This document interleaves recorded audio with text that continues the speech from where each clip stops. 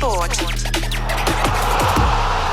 On ABC Sport, this is the AFL. Room to steady and finish. It's close to the goal line and might have got there. Another one. Sit back, relax, witness the greatest. It don't get better than this. Brandy from 55 can ride it on the way home. Huge fend off and kicks the goal. The skipper off a step finishes. Take a seat, 'cause it don't get better than this. Right foot strike. He's got it. Oh, the home fans like that. Takes a bounce, unguarded, goal square. He's got it. Reed's going to go for goal. Oh my goodness, that truly is remarkable. This is the 2025 AFL Premiership season on ABC Sport. Take a seat, 'cause it don't get better than this. On radio, on digital, and on the ABC Listener. Yeah, take a seat, 'cause it don't get better than this. The Sydney Swans honouring the past tonight, but perhaps Dean Cox already faces an uncertain future as they welcome the Adelaide Crows to the Sydney Cricket Ground, and we welcome you to our third game of the Saturday action here on ABC Sport. And if the Swans are about establishing new standards to avoid a rare non-finals year, then perhaps the Crows just want to prove themselves here. Wins on the road have been hard to come by. The last and only win outside South Australia for them this season was against the Bombers in round 2. And with a more challenging run coming up on the horizon, they have the opportunity to bank 4 more points and consolidate their top 4 place. It is Saturday Night Footy here on ABC Sport. My name is Brett Sprigg. I'll call the action alongside Aaron Bryans tonight. Welcome to Sydney, Az. Thanks for having me, Spriggy. Excited to be here. Beautiful ground, great walk in, and a good build-up as well. I know a lot of people love to knock Sydney for its love for the AFL, but on the tram right here, I had a group of punters cheering Leo Barry, you star, over and over again. So there's a massive celebration for the 05 Premiership side. They've got 21 of the 22 out there, including our own Ryan O'Keefe, who we'll chat to in a moment. But gee, it's a massive night. The Swans are sliding down the ladder. They cannot afford another embarrassing display like they showed against the D's last week. And the Crows just need some credibility. They've been close against a couple of contenders, and the Swans aren't really that, but we do know how tough they can be at this fortress. So Adelaide just have to get the job done tonight. Brisbane and Hawthorn to come. This feels must win. Adelaide bring back a lot of experience in Taylor Walker and Brodie Smith. 551 games experience overall. Out goes Rory Laird, who's managed, and Zach Taylor, who is omitted. The sub is Sid Draper, as he was last week and has been now for I think the 6th time this year. The Swans, they lose Callum Mills, rubbed out in his first game back for that bump last week against Melbourne. Sam Wicks, a hammy. Ollie Florent omitted, so his run of 130 straight games comes to an end as well. They get 2 players back from suspension with Lewis Melican and Justin McInerney, who's also playing 100th game tonight. Caleb Mitchell is in, which is the 3rd game of his career. The sub for the Swans is Caden Cleary. You can keep your text coming as always, 0437 774 774. As you mentioned, our experts are, one of them is one of those premiership players of a couple of decades ago, Ryan O'Keefe. G'day, Peps. Yes, it's been good. We've had already a bit of a pre-match get-together over at the Swans headquarters, and had a chat, and then we've just been down in the rooms. We were there with the players. We were in the meeting with Coxie and the team, and Drew Bolton gave the final speech before they ran out.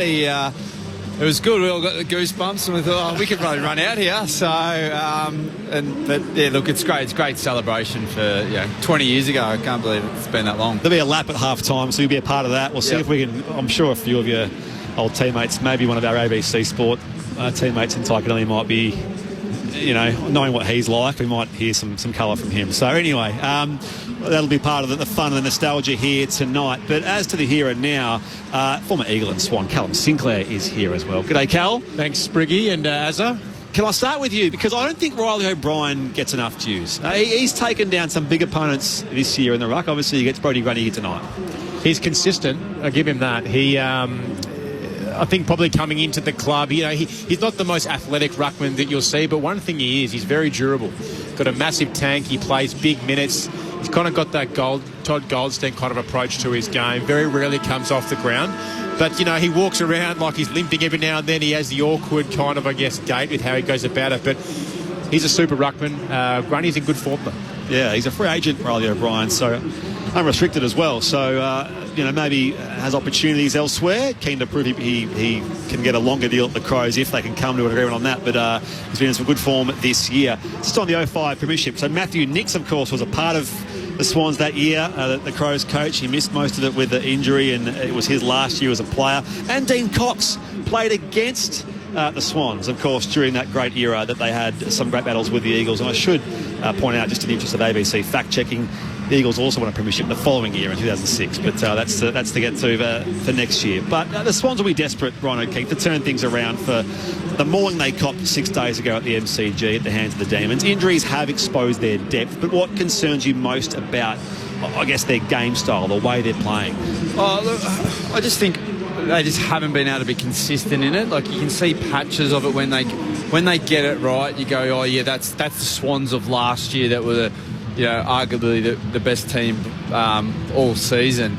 I think it's that ability when you are stretched in your depth and you haven't got your best players out there all the time, you just get that inconsistency. So, look, I think for them, if they can get that going tonight, and I think a fast start's seriously important to get that confidence back into them. That fluctuating effort has been highlighted a fair bit. Paul Roos, who was your premiership coach back in 05, he's now part of ABC AFL Daily, said during the week that the Swans don't want to pay the price for excellence, which is essentially that they've got close to glory and now they feel like it might be too hard, and that's why they're almost falling short when it does get a little tough in these tight games. Do you feel that way? Yeah, it's sort of interesting, and you can sort of see throughout the whole league. It's not just the Swans, but you're finding a lot of teams that if they're on, they're really good, but if it's not going their way, it can really fall out a bit. So I think the best teams at the moment, the ones that are being able to be consistent, and when things aren't going well, they're able to grind a win, or they'll be able to just do something that's not pretty to get the job done. The funny thing about the Swans is at the moment is that it's not that they're alive, but they're still kind of somewhat in the mix, which is a bit weird. And I've said this probably a few times now on a few broadcasts, that who knows if they can just somewhat, I guess, hang in there until around round 15, 16, get a few guys back. Who knows? But what I thought was interesting was the omission of Oliver Florent this week, which I think Dean Cox has definitely need to make some sort of statement to this group that no player is safe. Probably for the first half of this year, Ryan, he probably hasn't had the luxury, not necessarily the luxury, but the opportunity to do that, because they've had injuries and they just haven't had the depth there to make those kind of big calls. But the reality is, I just saw some footage of Ollie Florent there last week. He'd be in the twos at the moment, pretty dirty. We know what it's like. He wouldn't have played twos probably since his first couple of games when he got to the Swans. So that's going to be a new experience for him. But at the moment, it's a game of desperation. And obviously for the Adelaide Crows at the moment, how their game is going is all about credibility. I thought, as you summed it up in your summary pre-game beautifully, do we believe that this team is a grand final contender? Not too sure. But every game that these guys are playing at the moment, it needs to be a statement to the rest of the competition, because you probably say that they're the most, I guess, improved team in the last probably 3 years. But I think time will tell. Now we're going into the dog days of winter and we're getting closer to that final series. Can they stay healthy? Can they stay hungry? And at the moment, with the way they're playing, they're a good mix. I think they're a very well-balanced side.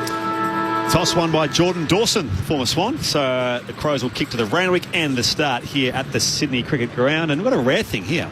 Two teams in home jumpers and home shorts. So the Crows in their famous tricolours and the navy shorts, and the Swans in the red and white here, honouring the 20-year reunion of the 05 Premiership team. That's word from the box upstairs. Let's get downstairs. Declan Byrne, boundary side for us. G'day, Deck. G'day, team. Yeah, Cal mentioned the dog days of winter. It's 15 degrees down here. It is great conditions for Saturday night footy. 0 wind, a little bit of dual round, but not too much. And we've talked a lot about the 05 Premiership reunion. I've got another spot down here. I just saw Leighton Hewitt, big Adelaide Crows man, so he's in town for it. But Barry Hall went out there and did the toss. Ryan, you talked about getting back out there. He looks as big as ever. Maybe they wouldn't mind him up forward either, but good to go down here. As you said, Dawson winning the toss. They will kick to the Randwick end. Who's your tip, Ryan O'Keefe? After the back of Jude's speech, the Swans are going to get up for the big night. Cal? I just think the Crows are in just such good form. It'll be hard to go past them. I feel the Crows are rightly favoured as, but we'll see how it all falls here across 4 quarters on this Saturday evening here in the Harbour City. This is our third of 3 games on ABC Sport. The Swans and the Crows. And here is Aaron Bryans on ABC Sport. Beautiful bounce to get us going. Both rucks stay down. Grundy taps it in the path of Heaney. He's wrapped up quickly by Berry. Another full game tonight. Brings one of the superstars of the game to the turf. And a quick ball up. Interesting early. James Jordan going to Jake Saligo, not Jordan Dawson. Jordan Dawson playing at half forward. Here he is now breaking off that line. Got a handball out towards Rankin. Shoots it to Neil Bullen. Crunched in the tackle from Rampy. Hits the deck. Ball up to come close to the logo on the western side. He seems to be getting a little bit of attention from Nick Blakey trying to get to Jordan Dawson. Up it goes. Grundy head in front. Heaney over around the football here. Dawson's kick was smothered. The Crows can work it forward this time from the bit of Saligo. High inside, forward 50. Thilthorpe down there. Melican makes the contest. Off the deck here from Hamling. Melican the pressure. Here comes Fogarty. And it's going to be rushed through in the end down there by Caleb Mitchell. One of their 3 inclusions. A minor score. The first score of the game the way of the Crows. The Swans are yet to score inside the opening 60 seconds on ABC Sport. The Lizard, Nick Blakey, to bring it back into play. Had 32 touches the last time these two sides met when the Swans won by 31 points. Drives it straight up the spine. Pat converges. Michael Annie with a fumble. Volleyed out of there up towards half forward by the Swans. Bounced in the path of McLean. Tapped it to Rowbottom. Hands it into the 50. McInerney in game 100 to Warner. This is Chad. He's brought to the deck. 30 out from home, straight in front. The Swans forcing it forward. You can see the Swans have come a bit of energy tonight, which is a good sign. O'Brien down straight to Jordan, who's wrapped up by Dawson. What a battle it's going to be. The Swans tag has kept him to 23 touches and on average in their last 4 meetings. Crows the first point of the game. The visitors overrun there by Berry. In comes through him again for the Swans. Hand pass out here, picked off by Mike, and he's brought down by Chad Warner. And again, the umpire says, give it to me. 30 out from the Adelaide goal at the Paddington end. Good call, Ryan. I think the Swans are really coming forward with that frontal pressure. Saturday night footy on ABC Sport. The voice of Cal Sinclair. Tap down, Heaney tackle, drop the footy, play continues. Michael Annie got it to Berry, jammed it out of there, straight to the Swans. And the mark taken by Caleb Mitchell. Game 3 tonight. He was the sub once last year. He didn't have a touch in that game, and then on debut I reckon he had 10. Heads out to the eastern wing. Melican on return takes the mark, then looks central to Roberts. A Langhorne Creek product out of South Australia. Adelaide has flooded defensive 50. Roberts a bit unsure, decides to send it towards the members' wing to Lloyd. The veteran, dual best and fairest, Jake Lloyd. On this members' side. Can the Swans make their approach? He does thump it deep here. Down to the hot spot. Running start there from McLean. He's well held in defence. Umpire saw the free kick though. So that will be going on the way of Hayden McLean. Directly in front, the set shot here. 30 out. They were very patient with the ball there, Swans. Adelaide obviously gets a lot of numbers back, and they didn't really want to bomb it straight away. So that sort of edge, bit of patience, but then eventually you just have to go for it. And look, I think that when you put it in a really good spot like that, you know, and McLean's going to be really critical to that sort of forward attack for him. You just got to fly and you can get free kicks like that. Has a selection reprieve due to no Joel Amati. Of course, he was rubbed out a few weeks ago. So here he goes, Hayden McLean. It's the first goal of the game. Only kicked the one last week. But the Swans draw first blood here. Saturday night footy on ABC Sport. 1 straight, 6 the home side. Adelaide 1 behind. 3.5 gone in the first term. Your experts, Cal Sinclair and Ryan O'Keefe. It's to that point, Springer, is that it's his position now to lose. So he's got to make the most of it and just take these opportunities and go for it. If he has a solid night tonight and kicks 2 or 3 goals, then it's going to be hard for Amati to come back in and replace him. I think that probably worked out. They can't play both of them in that same side. And I think Logan McDonald's probably an interesting one. I don't know how far he's away from returning. He may be that sort of hybrid third tall maybe, but I'm not sure if he can play all of them at once. Not sounding promising for Logan McDonald with that foot injury. It's a lengthy injury list for the Swans. Up by 5 early, though. First lead change of the night. Saturday night footy on ABC Sport. Grundy down. Volleyed straight out of there by the surging Chad Warner. Knocked down by Rowbottom in a one-on-one. Saligo there pounces. Hands it back. Worrell looks to the members' wing. Philthorpe presents over his head, picked up by Jordan at the back, found Rowbottom, tries to funnel a handball through, it's picked off, coming for the Crows, to Millerer, inside 50, no one's there, so he'll bang it long, 3 Swans converging, it's got a bit of front spin, and not through late by Mitchell for a minor score. Sydney's lead down to 4 minutes in here at the SCG on ABC Sport. Got pulled apart there, their structure there. Both Walker and Philthorpe had to play high up the ground. Rampy goes beyond offensive 50. Grundy uncontested. Takes it just behind the wing member's side. Swans have the only goal of the game so far.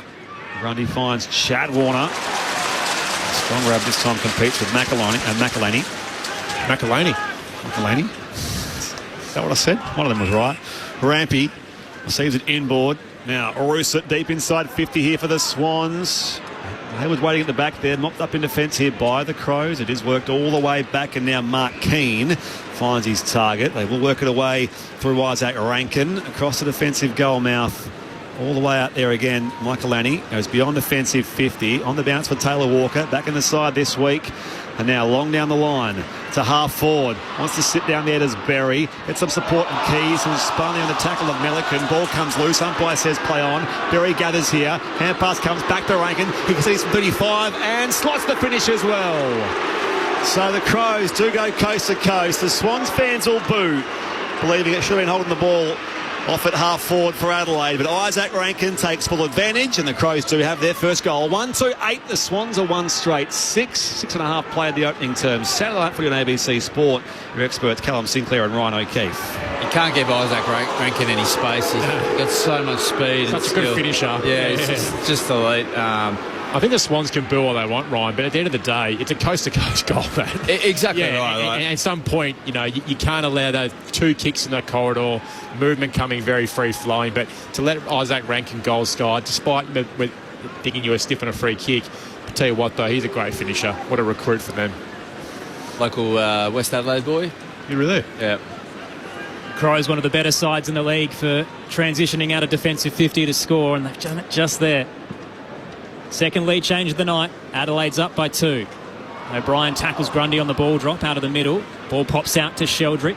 Hands it to Heaney. Bangs a wobbler towards the 50. Backtracking Worrell got a fist in front and square. Diving handball missed its target from McInerney.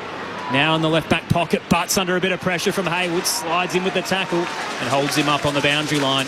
Right in front of the Bradman stand. We'll get a ball up inside 50 for the Swans. Seeing Callum Mills back in the coach's box again this week. Came back in last week, the skipper, and was rubbed out again. Comes down here for Hinge of the Crows, keeps it alive. Only as far as Adams. And he sends it across the goal mouth. There's going to be a free kick here. In fact, it was out of bounds, so we'll come back here for a throw-in. He's probably getting a bit too familiar with the coach's box at the moment, Callum Mills. Always we're chatting off fair about where he's best placed in this side, position-wise. In the side is probably his best position if he can get there. Heaney, kick was funded down there by Hinge. Bounces back here for the Crows, under pressure in defence. O'Brien brought down as well with a smaller body in Adams. It comes to Robinson, who snaps, and it's missing to the right-hand side. Their captain tonight, James Robinson, as we're seeing shots of the 2005 teammates of Ryan O'Keefe indulging in the hospitality. It is 1-2-8 the Crows. The Swans are 1-1-7. 8 going first. A round of applause there for the 05 Premiership team. Brodie Smith to bring the ball back into play. Game 264 on return. Plays on and marches almost 30 out of the defensive goal square and launches it up towards the western wing on the logo. Off hands Grundy. Gives it wide to Lloyd. Back towards the 50 for the Swans. It'll be a bit shallow. Caught behind. It's a strong mark. Laddams rising over the top of Butts. Wants to move it quick, tight in the pocket. Kick was pinpoint to Heaney, who put it down uncontested. Picked up by Hayward, under pressure, got a handball out. Adams checks side from the behind line, squeezes it through. They kept surging off that fumble, and it's not going to count. Free kick is coming back. The tackle that was laid on Hayward deemed holding the ball, and a free kick to Mark Keane. That was a beautifully weighted kick there by Laddams to Isaac. Absolute shame. Keane, the Irishman, to Cumming. And now beyond offensive 50 for Jordan Butts. The 5th game this year, Jordan Butts. He's played fewer games each year since 2021. So just cascading down as far as game tallies. Goes high to the Nemers wing, 2-on-2.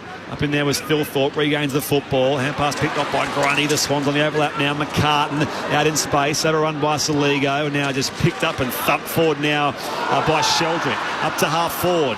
Again, the half back line here for the Crows under some pressure. Stolen away by Haywood. Off to Clay Warner. He's run down from behind by Rankin. Hand pass just came away in time. Sheldrick traps at 45 out. Borks back in. Untidy kick goes up in the air. Might work out okay though for Campbell, who parks himself under it and takes the overhead grab. 45 out in the 45-degree angle. I think he actually meant that, even though the execution wasn't orthodox. Late vision. You sort of see it, but it was a bit up the chimney sort of kick. But look, the game's played at some frenetic speed at the moment, which you can see both teams have come to play, and it's what the Swans needed to do. They needed to come, just go at the game, take the Crows on, and they're putting enough pressure to turning it over. Right side for a left foot kick here, Braden Campbell. 1 goal, 7 tackles against the Demons last week. This set shot is fading to the far side for a minor score, and scores are level. Sydney 1-2-8, Adelaide 1-2-8. 11 going first term Saturday night footy on ABC Sport. I think what they're doing is setting up the ground pretty well. They're getting the ball in quite deep, and they're actually set up behind the ball beautifully. They've had a handful of repeats already. Hinge plays on and sends Adelaide back towards the western wing. O'Brien with the sit. Warner comes across, that's Chad, and knocks it over the boundary line. Bit of a Ryan O'Keefe derby, this one. He had some years at the Crows. Yeah, 4 years at the Crows. I know there's still a lot of players I coached there. So, spoke about Big Rob before, Roy O'Brien, had a lot to do with him. Wayne Miller, Darcy Fogarty, they're sort of under my little tutelage to start with. Can confirm, chatting to the coaching staff pre-game, they were very excited to hear you were part of the coverage, right? So, toss back into play off a couple of hands. Adelaide's backtracking and Smith will send it up the western wing. Hillthorpe presents, takes the mark in front of McCartan, releases Peatling. Dawson now turned into trouble, did well to rush a kick forward. Bouncing in the direction of Rochelle. He's shaked off Bice from 40, heads for home. What a finish from Josh Rochelle. The class to spin and immediately pull the trigger. Adelaide's up by 6 in the opening term. 11 played. Saturday night footy on ABC Sport. Callum Sinclair and Ryan O'Keefe, your experts. That was just classy goal, wasn't it? Just shows they're dangerous once it gets forward. You look at that Adelaide forward line, they got a really good balance and mix, but got some really lethal smalls, and that was just a class goal. I like the call from Phil Thorpe there, just giving off the hands. Dawson under pressure. Geez, he's stronger through the hips to get that on the boot. But I think Bias, he had him. Just got to be stronger there in that contest. Needed to bring him to ground, but he just released him a little bit too early, and good players keep their feet. They damage you on the scoreboard. It's a great finish. Josh Rochelle kicked 5 goals against the Eagles last week. He's on track early here against the Swans at the SCG. Ball bounced the middle. Phil Thorpe in the ruck against Grundy. One down here. Sheldrick does clear the area. Goes inside forward 50 here for the Swans. Laddam's chasing the football now. Shares the hand pass back to Campbell, who runs out of room. And will throw it back in at left half forward for the Sydney Swans. Peter Laddams, by the way, only played against the Crows once. So 1 showdown in his time at the Power. In fact, it was his only time playing against the Crows at all. So it's his second appearance here against the Adelaide Crows in his old state. Crows by 6 points here. 13 gone first term. Toss back into play, left half forward for the Swans. Entangled is Grundy and Phil Thorpe whistle. Free kick going the Crows' way. Big Riley will take it. Searches wide for Rochelle close to the boundary line. Wants to go quick. Plays on, flirting with the line and then kicks it down through centre wing. Converge, McCartan got hands to it. Keys flicks a handball out. Diving in Saligo through his body on the line. Mitchell extracts it for the Swans. Hands it to Blakey, then back to Roberts. Hamling just panicked. Kicks straight up and down as he got underneath the footy. Walker sits and waits. Precariously came to the ground. No contact against him. Melican caught in a tackle. Umpire says ball up close to Adelaide's 50. That was the old Phil Mickelson lob wedge. Over the lob wedge. Crows by 6 points here at the SCG. Overham hunts the footy, kicks back towards the members' wing. It bounces out of play here. The umpire says deliberate. Oh, really? Not enough direction on the kick from James Robertson, so it's going to be an Adelaide ball with Mark Keane between the benches on this western side nearest to us. Oh, was he off there? There was a little trot there from Mark Keane. I like the way he played that, though. He just... Peatling drops the mark here. Comes back with a big bump. Peatling follows up, though. Kicks bounce okay here toward the pocket, although it's trapped there first by Roberts, who is not allowed to play by Fogarty. We'll throw it back into the junction of 50. 2-2-14 plays 1-2-8-14 going first term. Saturday night footy on ABC Sport here at the SCG. Both teams at stoppages, particularly in the back half, are making the ground really, really small and condensed with it where the players are situated. There's a lot of space if you get it out the back. Tossed in, Phil Thorpe with the double tap straight to Rankin. Slid a soccer kick up towards half forward. It's picked off by the Swans. And now they exit up towards the logo on the western side. Hits the deck. Keane under a bit of trouble from Hayward. Threw it out. Rowbottom jams it forward. A bouncing kick for territory. It'll tumble towards the 50. Adelaide have the numbers, but Corey Warner has the hunt. Shoves Neil Bullen over. No whistle. Picked up by Smith. Around the body. Hooks it out of there. Back towards centre wing. And it lands almost fortuitously for Phil Thorpe. He juggled and put it down late. And then becomes the tackler on Roberts. Will get a ball up close to the benches. Both teams are applying a fair bit of pressure. The amount of quick kicks in this quarter, Ryan, is...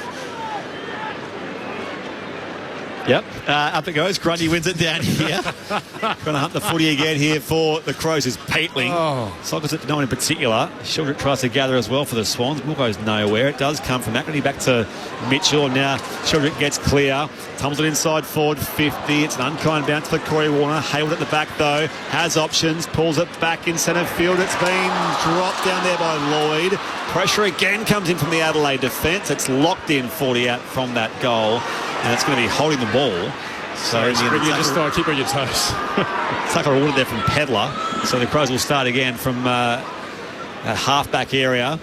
Room to bounce. Now goes up to the members' side. 3-on-2. The Swans outnumber them. Hamlin gets the football here. Shares it with Blake. He's run down there by Keys. Footy comes loose. Melican goes in this time. Roberts on the loose ball. It's going to be a push in the back going the Swans' way. And that with Melican at left half-back. I'll just check in with Declan Byrne downstairs quickly. We had a walk on the park earlier, Spriggy, and it was quite dewy out there. Does it still look a little wet? Although at the moment precarious. Sydney have just casually kicked it through defensive 50 and have got away with one. Casual kick from McCartan to Roberts. Didn't quite hit the target. Rankin closed him and chopped the arms. Declan, does it look a little wet out there? Certainly a bit slippery. You can see that sort of glistening on top of the grass. So, yeah, it is. It's causing a bit of issue at the moment. The marking isn't quite strong from either side. The Swans head to the eastern outer wing. Front position was hinged and put down another chest mark. Popped out like a bar of soap. Sliding in, tackle laid too high on Brodie Smith. And a free kick against James Rowbottom. True centre wing on the logo. Adelaide's currently up by 6. Wheels and goes. Brodie Smith driving a long ball towards the left forward pocket. Fogarty stays down. A couple of fists from the Swans. Laddams bursts through the pack. Hands it off to McCartan. Looks for an exit as he rushes off a step and only finds Peatling. The former Giant out of Pennant Hills tries to squeeze it in quickly, called to play on, kicked it straight into McLean. Ricochets to Worrell, hands it back to Peatling. Adelaide inside 50. Dawson had 2 to beat. Off hands Keys at the back. Hands it to his skipper. Retreats towards Curtin. Spins out of trouble from Lloyd. A crunching tackle. The Swans kept fighting and Fogarty's bowled over the line. Good effort there from McCartan, and we'll get a boundary throw in 35 out inside Adelaide's 50. To follow on to your point before, Cal, it is, I think, because when the game's played with this much pace, there's also that referred pressure, and that's why I think there's a lot of rush disposals, particularly in kicks. Back in it comes. Stoppage inside 50 here for the Crows. Numbers there with the Swans. Heaney back to Corey Warner. Can blaze away. Kick through the corridor. Needs a marking target, but coming out the football is Keane. So the Crows chop it off, and Keane will swing it wide. Back here again for Alex Neil-Bullen, a former Demon.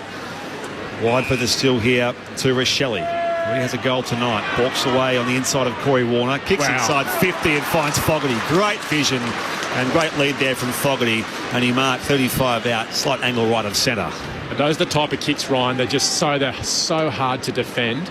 You do feel sorry for Melican there, but just the class, just the change direction, and then just to take that extra second and just that connection that he would have had with Fogarty there, just popped it beautifully over 2 Swans blows. Yeah, it's impossible for the defender, but if you can give yourself a little bit extra time, put pressure on the ball kicker. In comes Fogarty.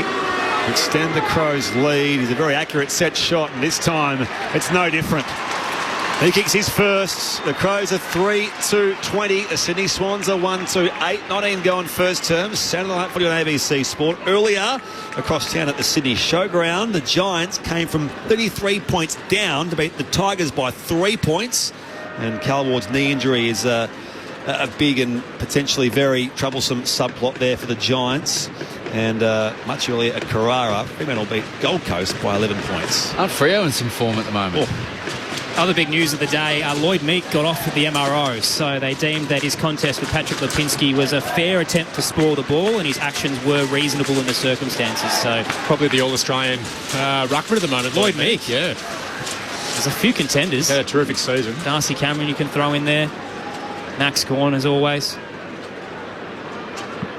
Adelaide by 12. Bounce in the middle favours Laddams. He stayed down. O'Brien closed and tapped it straight to Chad Warner. Tackle, dropped it, holding the ball. Adelaide want to take the advantage. Lloyd knew what was coming and it'll be brought back. So Riley O'Brien has the footy in the centre square. Called to play on. Drive it straight and true into the 50. Fogarty rises with Phil Thorpe. Neither could claim it. Hamling set upon by a couple of Crows. Tackle almost in the back from Rampy as he collapses on top of Peatling. Will get a ball up 30 from home, straight in front.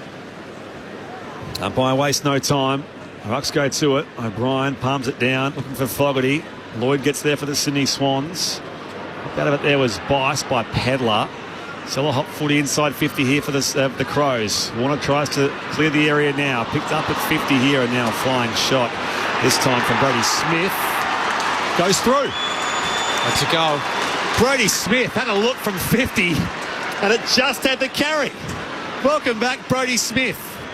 And the Crows with that have 3 straight goals. 4-2, in fact 4 straight goals now. 4-2-26. The Sydney Swans are 1-2-8. We've just hit time on here in the first term. Saturday Night Footy on ABC Sport. He's got an amazing shoe on him, Brody Smith. He can hit at 60 metres pretty accurate. That's always been one of his weapons. Had the curve back as well. There it is. He has that action. It's a sort of little unorthodox and he sort of kicks around the corner a bit, but he's been off half back. His penetration's been fantastic. So if you give Brody any look from 60 out, he's gonna have a shot. And if you're from the Swans perspective, if you're going to keep the ball live and kick it off the ground, you've got to keep the boundary side. You can't just let that drill into the middle of the ground.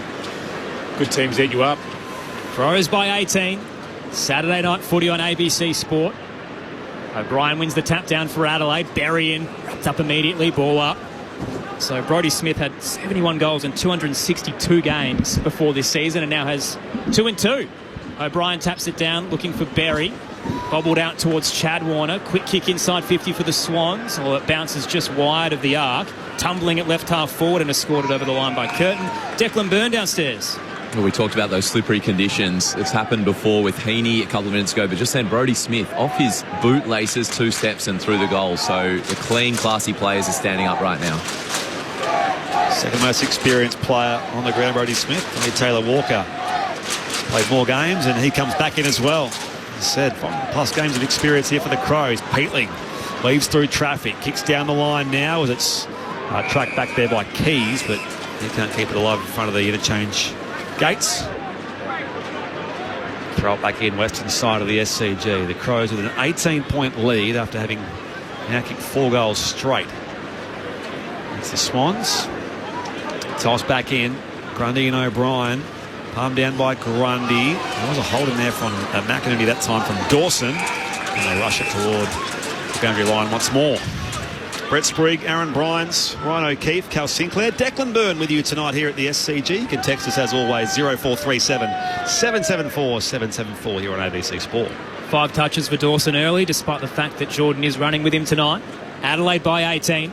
Tossed in, O'Brien takes it out of the ruck against Grundy, who collapsed. The big man goes for a wobbler up to right half forward.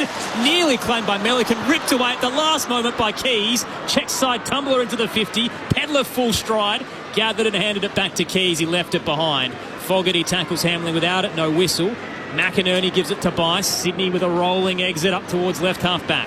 Cumming couldn't gather. Peatling knocks it towards Berry. Turned into trouble. Shot a handball away from Chad Warner. Keys with the snap. It'll sit up on the goal line. And McCartan bounces off Phil Thorpe to take the intercept mark. And she, the right hand or left hand upright, is wobbling fierce after he clunked into it. Sydney with the footy in defensive 50 and down 18. Almost Lee Matthews style there, that big wobble from the post, which it snapped, didn't it, with Lee Matthews all those years ago? Yeah. Rampy pumps it long beyond defensive 50. Laddams deep in the pack, wins it down there for Heaney. Hand pass goes nowhere. They try again here, this time the Swans through Jordan. Hand pass comes wide here from Cumming. They go inside 50 through Michael Annie. Goes high inside forward 50. Fogarty outnumbered there by Hamling. There was a spoil which goes all the way back here again to Isaac Cumming. Slews the kick off the inside of the boot. Peatling, his fellow former Giant, can't keep it alive, so it's going to be thrown back in at 65 around from the attacking goal for the Crows at the Randwick end. They lead by 18 points here at the SCG. 4-2-26 plays 1-2, 8-25 gone in the first quarter. Big night for the Crows as well. They haven't won at this venue since 2019. Yeah. Don't look too much into that stat because this is just the fourth time they've actually played here in that period. But it's still not great viewing. Tossed in, O'Brien down to Berry. Rushes a kick, bouncing into Paddock, the right forward pocket, 40 from home, and eventually Mitchell tracks it down and has scored it over. Lost 5 of their past 7 here, as opposed to 2016 semi, so it goes back a fair way. I think just back yourself on your stats, mate. I think if you've got one, I always like to give some context, just in case. Listeners want to know where they come from. I think the more damning one is they haven't beaten the Swans in their last 6 meetings. Yeah. Toss back in, Grundy down, Mitchell committed, ball towed away from him. Rochelle just missed it on the charge. Fogarty wrapped up by Hamling, tried to thrust it out. We'll get a ball up 20 from home. Stuck inside Adelaide's 50 at the moment at the Randwick end.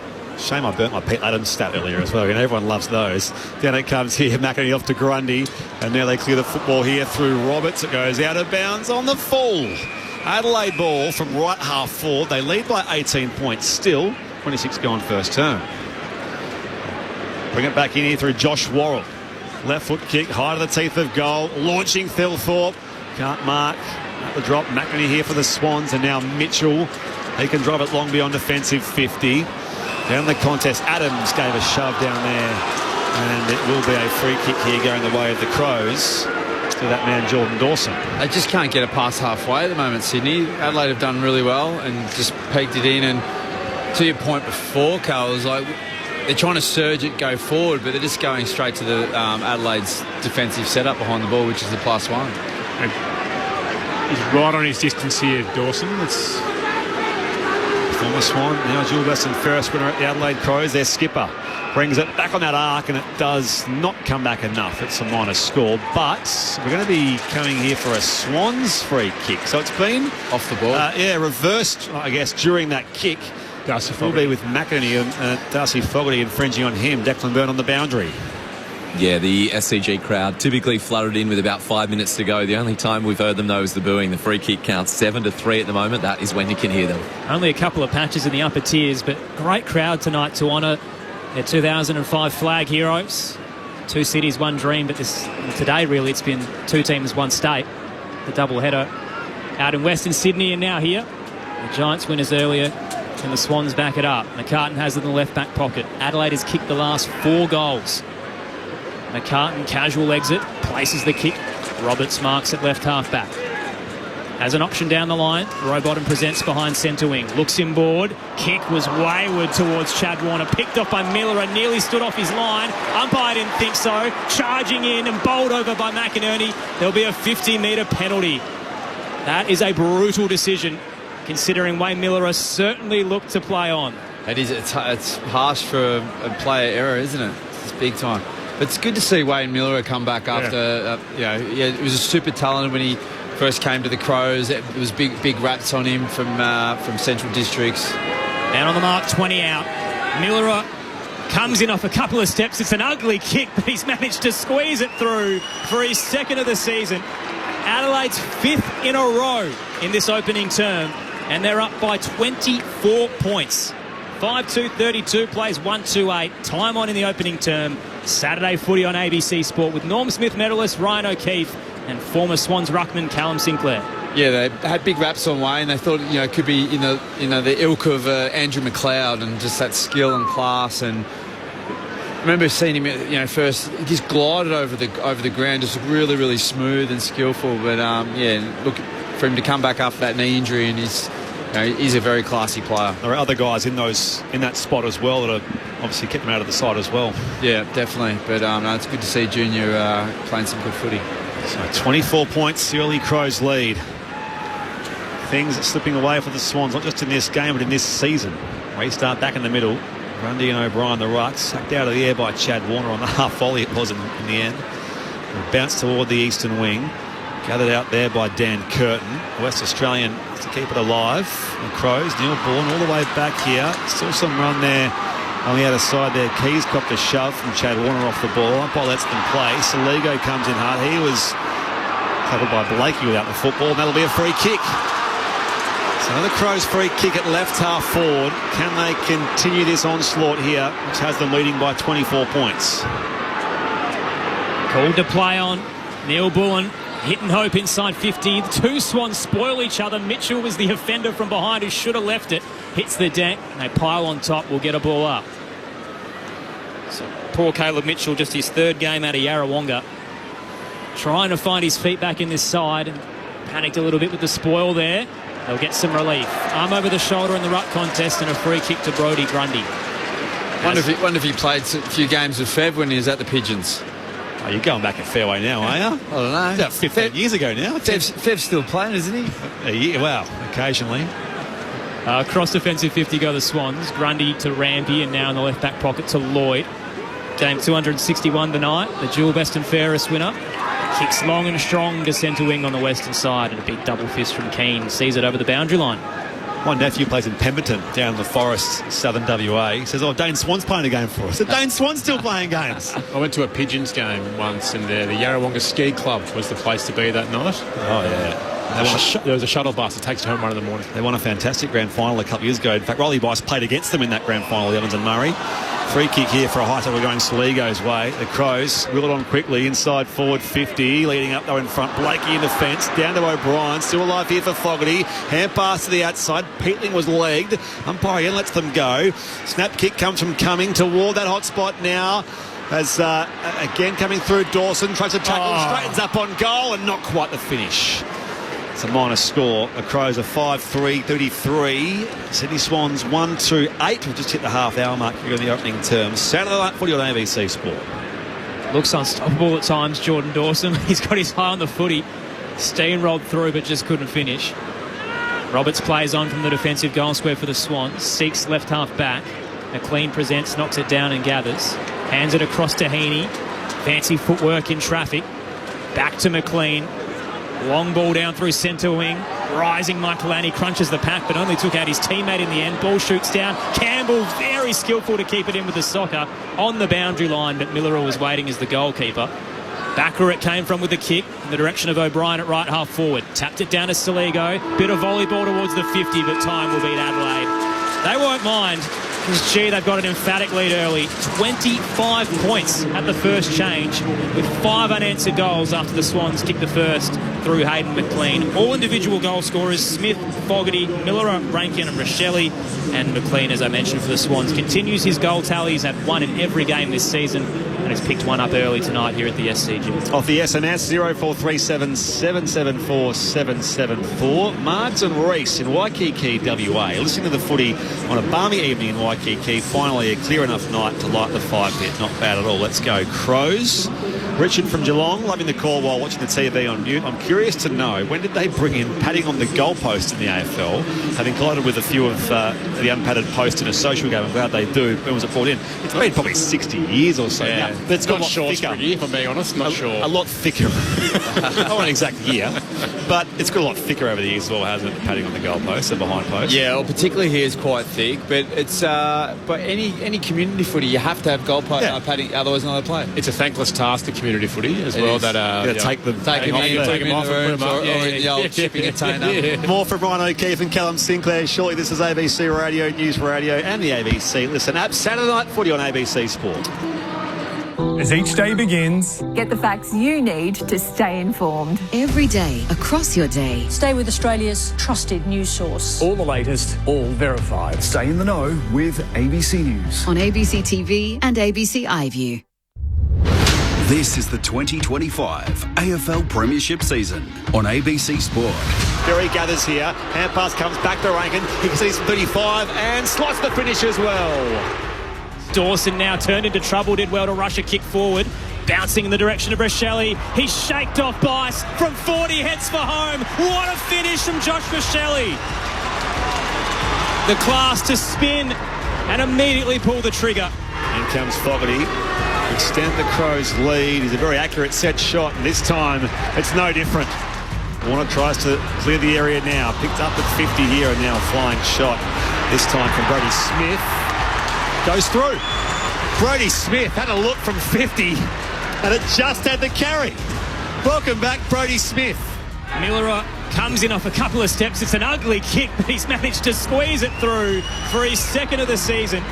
Adelaide's 5th in a row in this opening term. This is ABC Sports coverage of the AFL. On your radio. ABC Sport Digital. And on the ABC Listen app. The Swans kicked the first goal of the game, their only goal through Hayden McLean, but as you heard there from Aaron Bryans, 5 on the bounce for the Adelaide Crows to lead by 25 points at the first change. 5-3, 33 to 1-8. Earlier, the Giants beat Richmond by 3 points at the showground across town. They came from 33 points down, but did lose Cal Ward along the way to a serious knee injury, it looks like. And earlier at Carrara, the Dockers beat the Suns by 11 points, which certainly reaffirms their chances in the top 8 or top 4.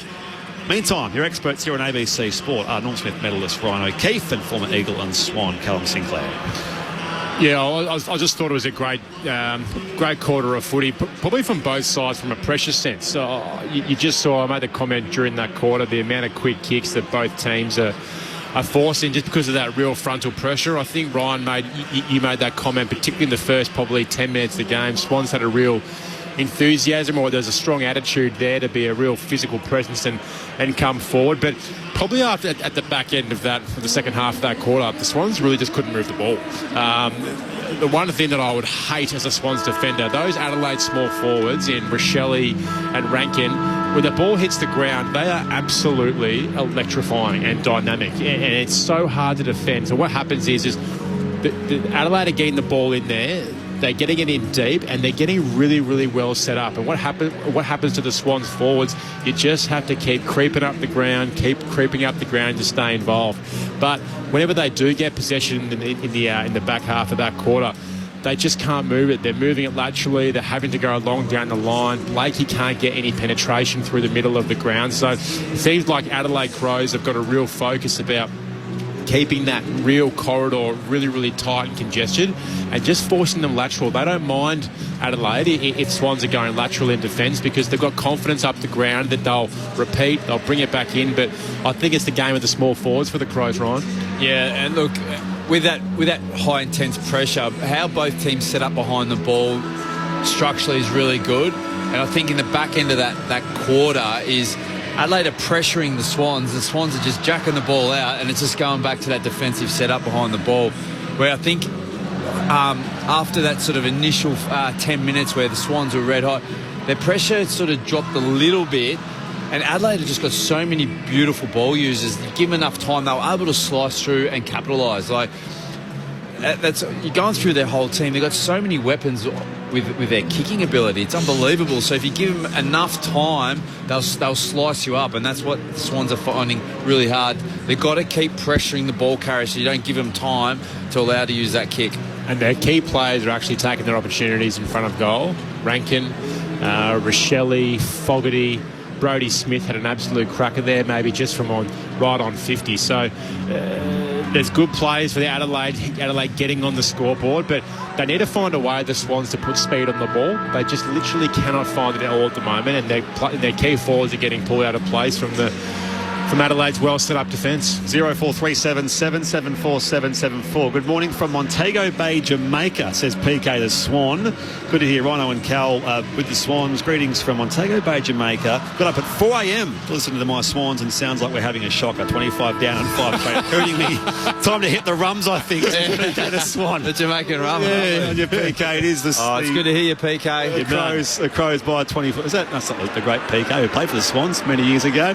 Here's a restart. They get the second term underway. Brody Grundy is blocked. In fact, no, he blocked Riley O'Brien. So it's an Adelaide free kick, and O'Brien goes long down the corridor. Up in front there was Fogarty. Got the spoil from Melican. Heaney receives the football. Almost intercepted here. Lloyd keeps it moving. Towed forward now by Neil Bullen. Chased by Heaney to the boundary line, and Heaney snaps a little dicily, or it's marked by Millerer, who comes in at right half forward to take the mark in front of the scoreboard. Too far out to score, but close enough to do some damage. Miller into the right forward pocket, rising. Walker couldn't beat two, and off hands it rolls over the boundary line. Touched on the scoring prowess before, Cal, and how dominant Adelaide are up front. If you look at Sydney's leading goal kicker list, Will Hayward leading that with 15. Adelaide have 4 players who have scored more than that this season. They've got the spread, and it's a sign of a good team when you're not relying on only 1 or 2 players. You've got 6 guys there that can hit the scoreboard. They've raised the bat 6 times as well this campaign. Could they do it at the SCG? Tossed in off Ruck's hands. Siligo set upon. In terms of the game style as well, I just wonder if Adelaide have got that surge kind of game, maybe just adapting to the slippery conditions a little bit better than what the Swans are. Up it goes. O'Brien wins it down. Walker bustles through, but the tackle. Hand pass up to Siligo, who snaps from close range and has the goal. The first of the second term for Jake Siligo, and the Crows extend their lead. They're out now by 31 points, 6-3 plays 1-2. Who played but 90 seconds into the second quarter on ABC Sport. Callum Sinclair, Ryan O'Keefe. You can't. You got a free player inside your forward 50, and what we spoke about before, they've got such beautiful kickers. You can't give them time and space. That clip there, they're having 2 Adelaide players loose at behind the stoppage of a deep 450 stoppage for Adelaide. That's going to get shown up on Monday from Dean Cox. That's an absolute coach killer. Absolute coach killer. Declan Byrne downstairs. Luke Pedlar for the Crows just got some attention on his right knee. You'd think knee strapping, really thick tape. It was really thin just under the kneecap at the front there, the patella. So still limping. Keep an eye on him. First round pick out of 2020, just looking for some consistency. Hopefully not the end of his night. Adelaide by 31. Saturday night footy on ABC Sport. O'Brien down. Sharked by Jordan. Rare entry inside 50 for the Swans. Cut off immediately by Worrell. Beat the one-on-one up against Taylor Adams and sends it up towards the eastern wing. Front of the O'Reilly stand. McCartan front position knocks it towards the boundary line and over. Will be tossed into play close to left half forward for the Swans, who are down 31 points early in this second term. Taylor Adams is an interesting one. I'm sort of trying to work out what his best position is in this team. Is he better off trying to go in that midfield rotation and get around it? I'm not quite sure. Hasn't played a lot of footy either, so it's going to be hard for him to find some rhythm. Back in it comes. Both rucks missed it. Dawson brought to ground. Chad won his hand pass off here. And go inside 53. Gets Sheldrick the Swans. It missed Laddams, but brought to ground by Hayward. Ball comes loose. Who can win it back here? Pile in from all angles. Miller has hand pass chopped off. Neil Bullen, hand pass off here again. Still alive for the Crows in defence, and they do come beyond defence. 50 through Jordan Butts, and now Thilthorpe a second bite. Does take the grab here at left half back. They lead by 31 points here over Sydney. 3.5 gone second term. Fans are getting restless as well. Thilthorpe up to centre wing, diving forward. Fogarty tried the slips catch, couldn't take it. And a headlock laid by Curtin to wrap up Melican. Will get a ball up right in front of the benches. Now, Cal, you played alongside Dean Cox. We'll get into this across the night, but rumblings that when you're playing under John Longmire, there's a bit of almost pressure there to perform because he has this kind of scary aura about him. But does Dean Cox have that when you played with him? Was he intimidating? Tossed in, Grundy down, picked off by Curtin, hands it to Dawson for the Crows and goes for a run. Arcing away from Jordan, swings it towards the 50. Walker put it down, but Hamling hit the deck. Walker shoots a handball out, plucked by Blakey. Keys kept tracking. Good tackle, 20 from home. Neil Bullen gathers and is wrapped up by Rampy. Close to the goal face for the Crows. They're up 31 points. Well, it's not like an intimidation factor, but it probably would be something Dean's probably not his strength. We can talk about that later on. Grundy missed it here. Rampy held behind by O'Brien, and that will be a free kick for the veteran Swan. I think it's time for a big spray from the big man. Cal, does he have it in him? Yeah, I saw. I could imagine the head coach's chair would. It's a requirement to give a spray. Rampy comes Members side. Keane intercepts the mark here for the Crows. The Irishman comes inboard now to find Neil Bullen. One good kick away here again, Adelaide. They keep going forward. Up inside forward 50. A little too deep there for Dawson as James Jordan is among that pack, tumbling to ground here. Keys and the umpire can't split them, so a ball up again.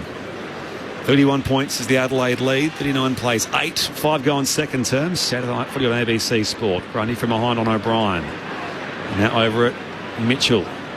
Can't gather. James Jordan tackles Keys. Brings him down, ball and all.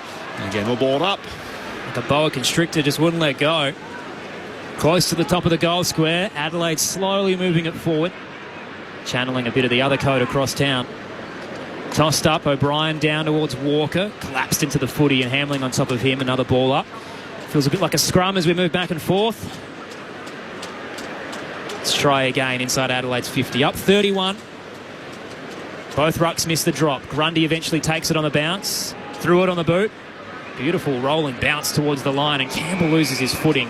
Slides over and we'll get a boundary throw in close to the arc of 50. Already getting some running commentary here from Swans fans on the text, guys. Josh in Ballarat's just unloading. He's already selling off players. Ollie Florence gone next year. He's saying that they're hopeless. He's said, best spot for Adams, you asked Ryan, in the twos. Thanks, Josh. He's getting really stuck in here. 0437774774. Mitchell onto Rampy. Retreats towards that defensive goal mouth and he swings it back. Gets marked by Hinge. Intercepted again for the Crows, this time forward of halfway. Have locked that footy in their forward half to lead by 31. Going inside 50, Thilthorpe, strong running grab. And he does meet the footy 35 out directly in front. It's a great mark. You rarely kind of see that these days. If your key forward come out of the goal square, really beautifully way to kick, Ryan. You've actually commented on a few times of just their inside 50s now. Nicely execute, how nicely they execute coming off the boot. But you just love seeing a key forward like Thilthorpe come out like that. Strong hands, just taking the ground, but just wraps it up. We got confidence coming at the ball and the ball's getting delivered like that. 2-3 against the Eagles last week. Thilthorpe lines it up. That's straight through. It's been all the Crows pretty much in this game so far. Things just going from bad to worse for Dean Cox's Sydney Swans. 7-3-45 the Crows. Sydney 1-8. 7.5 played second term. Saturday night footy on ABC Sport. You're with Brett Sprigg, Aaron Bryans, and your experts are Ryan O'Keefe and Cal Sinclair. But they got that fire. They got some good targets. You hear him, Fogarty, and then you could say like Taylor Walker's almost the third tall now, and that's, Tex is he's a big brute of a man as well. So.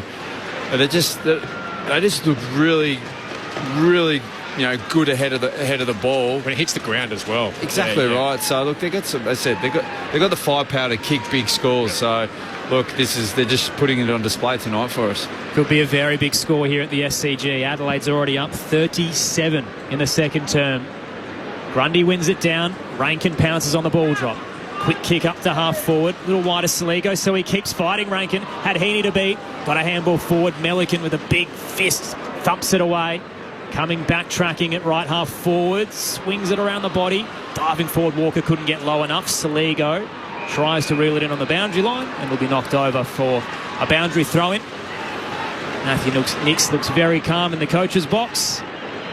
Spriggy mentioned earlier was part of the 2005 squad but wasn't a playing member 20 years ago when the Bloods did win the flag. Tossed into play. Grundy front position, wins it down. Rolls towards McInerney. Diving handball back towards Lloyd. Didn't quite hit him. Now he's under pressure. Keys closes. Leaves the footy behind. Picked up tight in the pocket from Peatling. It's a tumbler from the impossible angle. That is goal of the year. He had a teammate on the line and Thilthorpe looking to tow it through. And if he hasn't touched it, this could be extraordinary. That's unbelievable. That would be goal of the year. It is right in front of the Bradman stand. 25 out. Straight line angle. We're getting a score view. It's right on the paint. Does it have to be all the way over? Looks like Roberts has got a toe right to the ball, but didn't make contact is the question. McCartan's diving forward as well. Yeah. It's almost sat up on the goal line, and I reckon they've rushed that through. Will be robbed of an all-time great moment. That would have definitely been. What's the prize for goal of the year these days? I don't know. Bugger all these days. Not a car anymore. Poor old Thilthorpe as well. So they pulled up to try and let it go through. All the way over, doesn't it? Yeah, and so Thilthorpe's tried to almost leave it, but didn't shepherd in the process. And I think it's just stuck up. But the question is there conclusive evidence enough? Or has he touched it before it's gone fully over the line? I feel like he has, but the angles they're showing aren't going to help them. It has to be the goalpost angle, which we're now finally getting. The vision's too far forward, though.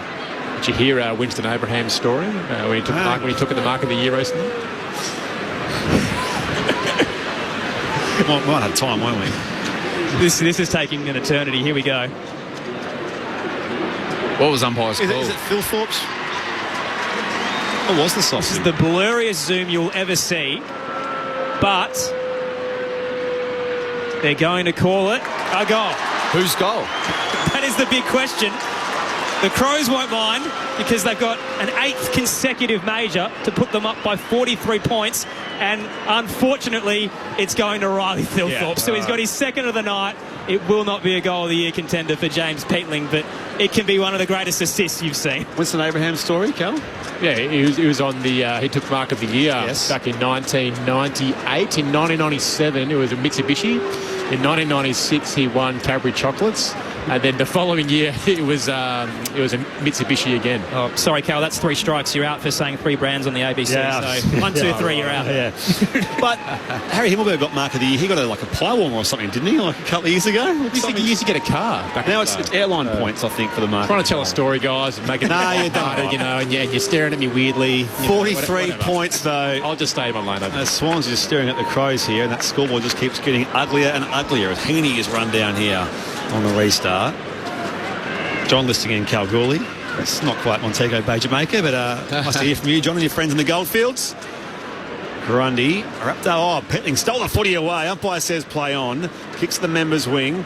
Pedler, hand pass. Back here again. Now they try to work it away through Curtin. He was put down with the tackle of Campbell. And now again, Barry run down. Comes loose. Miller up. Tracks the loose footy. Just pumps it back inside forward 50 here for the Crows. Bice back with a flight. Keys wrapped up by Melican. And again, the umpire will ball up. 45 out from the Adelaide Crows goal. Paddington to the SCG. They lead by 43 points. 13 going second term. Inside 50 count. 8-2 this term and make it 9. Peatling arced away from the stoppage. But that was because McInerney was bowled over. So it will stay at 8 as he pulls up short right on the line. Free kick Sydney at right half back. Trailing by 43 points. Well, at least the crowd will have something exciting at half-time to look at, the lap of honour, so... You perfected your wave yet, or...? Yeah, I think so. McInerney down the line looking for Sheldrick, and off hands it goes over the boundary line in front of the benches. So 21 of the 22 tonight. That's a very impressive turnout for the footy club. Who's missing then? Crouchy. Ah, okay. That's right. 43-point series, the Adelaide Crows lead. As we kind of approach half-time. It's still midway through this second term. Thilthorpe behind on Grundy. Heaney. That's Saligo for company. That was taken high by Thilthorpe. James Rodham, who's the Swans captain in Callum Mill's absence in recent games. Kicks for distance down the members' wing. We're going to find McLean through his hands. Grundy follows up at ground level. A little too hot was the ball for Chad Warner. It was brought down there by Neil Bullen. One back here, though, by the Swans and Campbell. And now to Rodham. He goes back inside forward 50 and 2-on-1. Keane, double-fisted spoil out of bounds for a throw-in. He's perfected that double fist that spoiled the Irishman. It's very good. But entries like that for the Swans, you can sort of say it's just a bit of a panic. Hey, we just want to get it in. They've got to be a little bit more precise because Adelaide's set up really, really well. You can see Keane there setting up +1 behind the ball as a deep anchor. Tossed in. Thilthorpe edges Grundy out of the drop. Tapped it down towards Neil Bullen. Kick ricochets back to Hayward. Quick snap. It's too low. And Keane's all alone sitting back. The Irishman from County Cork cuts it off for the Crows. They remain 43 points ahead as he swings the kick wide to Worrell, left back pocket.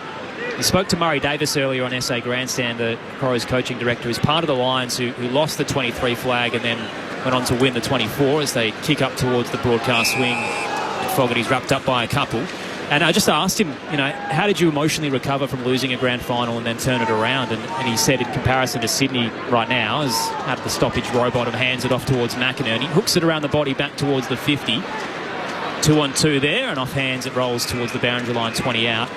Said that Brisbane fell into a trap early in 2024 of trying to carry that burden, and too many individuals were just trying to win games and they lost their system. It feels like Sydney doesn't have a system right now. It's got superstars that are just struggling to make it cohesive. You saw that after their loss to Geelong in that grand final, the following year was a bit like that. And then Laddams, hand pass picked off here. Dawson wants to make something of it now. It's pressure now down there on the defenders. Hand pass was swept wide by Josh Worrell as it's snapped back here by Corey Warner across the face. It's marked by Millerer. 43 points remains the Crows' lead. And then 12 months after that, they're back in the play in the grand final again. So, look, it can be hard, particularly if a lot of injuries coming back, because you go so deep, you've got a short preparation, and you just end up playing catch-up for the whole year. Strong clunk from Thilthorpe, front of the pack at left half back. Marks the Miller a kick, then looks inboard to Keys. Releases Hinge, bursting by. Kicks up to Walker at half forward. It's a skyward footy to no one. Just banged it to home. Sitting back, Roberts will cut it off and lower the eyes and dink it to Rampy. Adelaide's up by 43 points. The Swans haven't scored in this second term. 16 played. Saturday footy on ABC Sport. The outer side, Heaney makes the contest down there on Worrell, wins it back here. Rowbottom with a hand pass, he receives it. Now he's off to Blakey, who's uncontested. Fires it back here again. McLean down the line. Dawson floats across Hayward. And the Adelaide skipper intercepts at centre-half back. 43 points lead of the visitors. They control things and have done for the entire game virtually. It's all the way the outer side again. It comes to Worrell.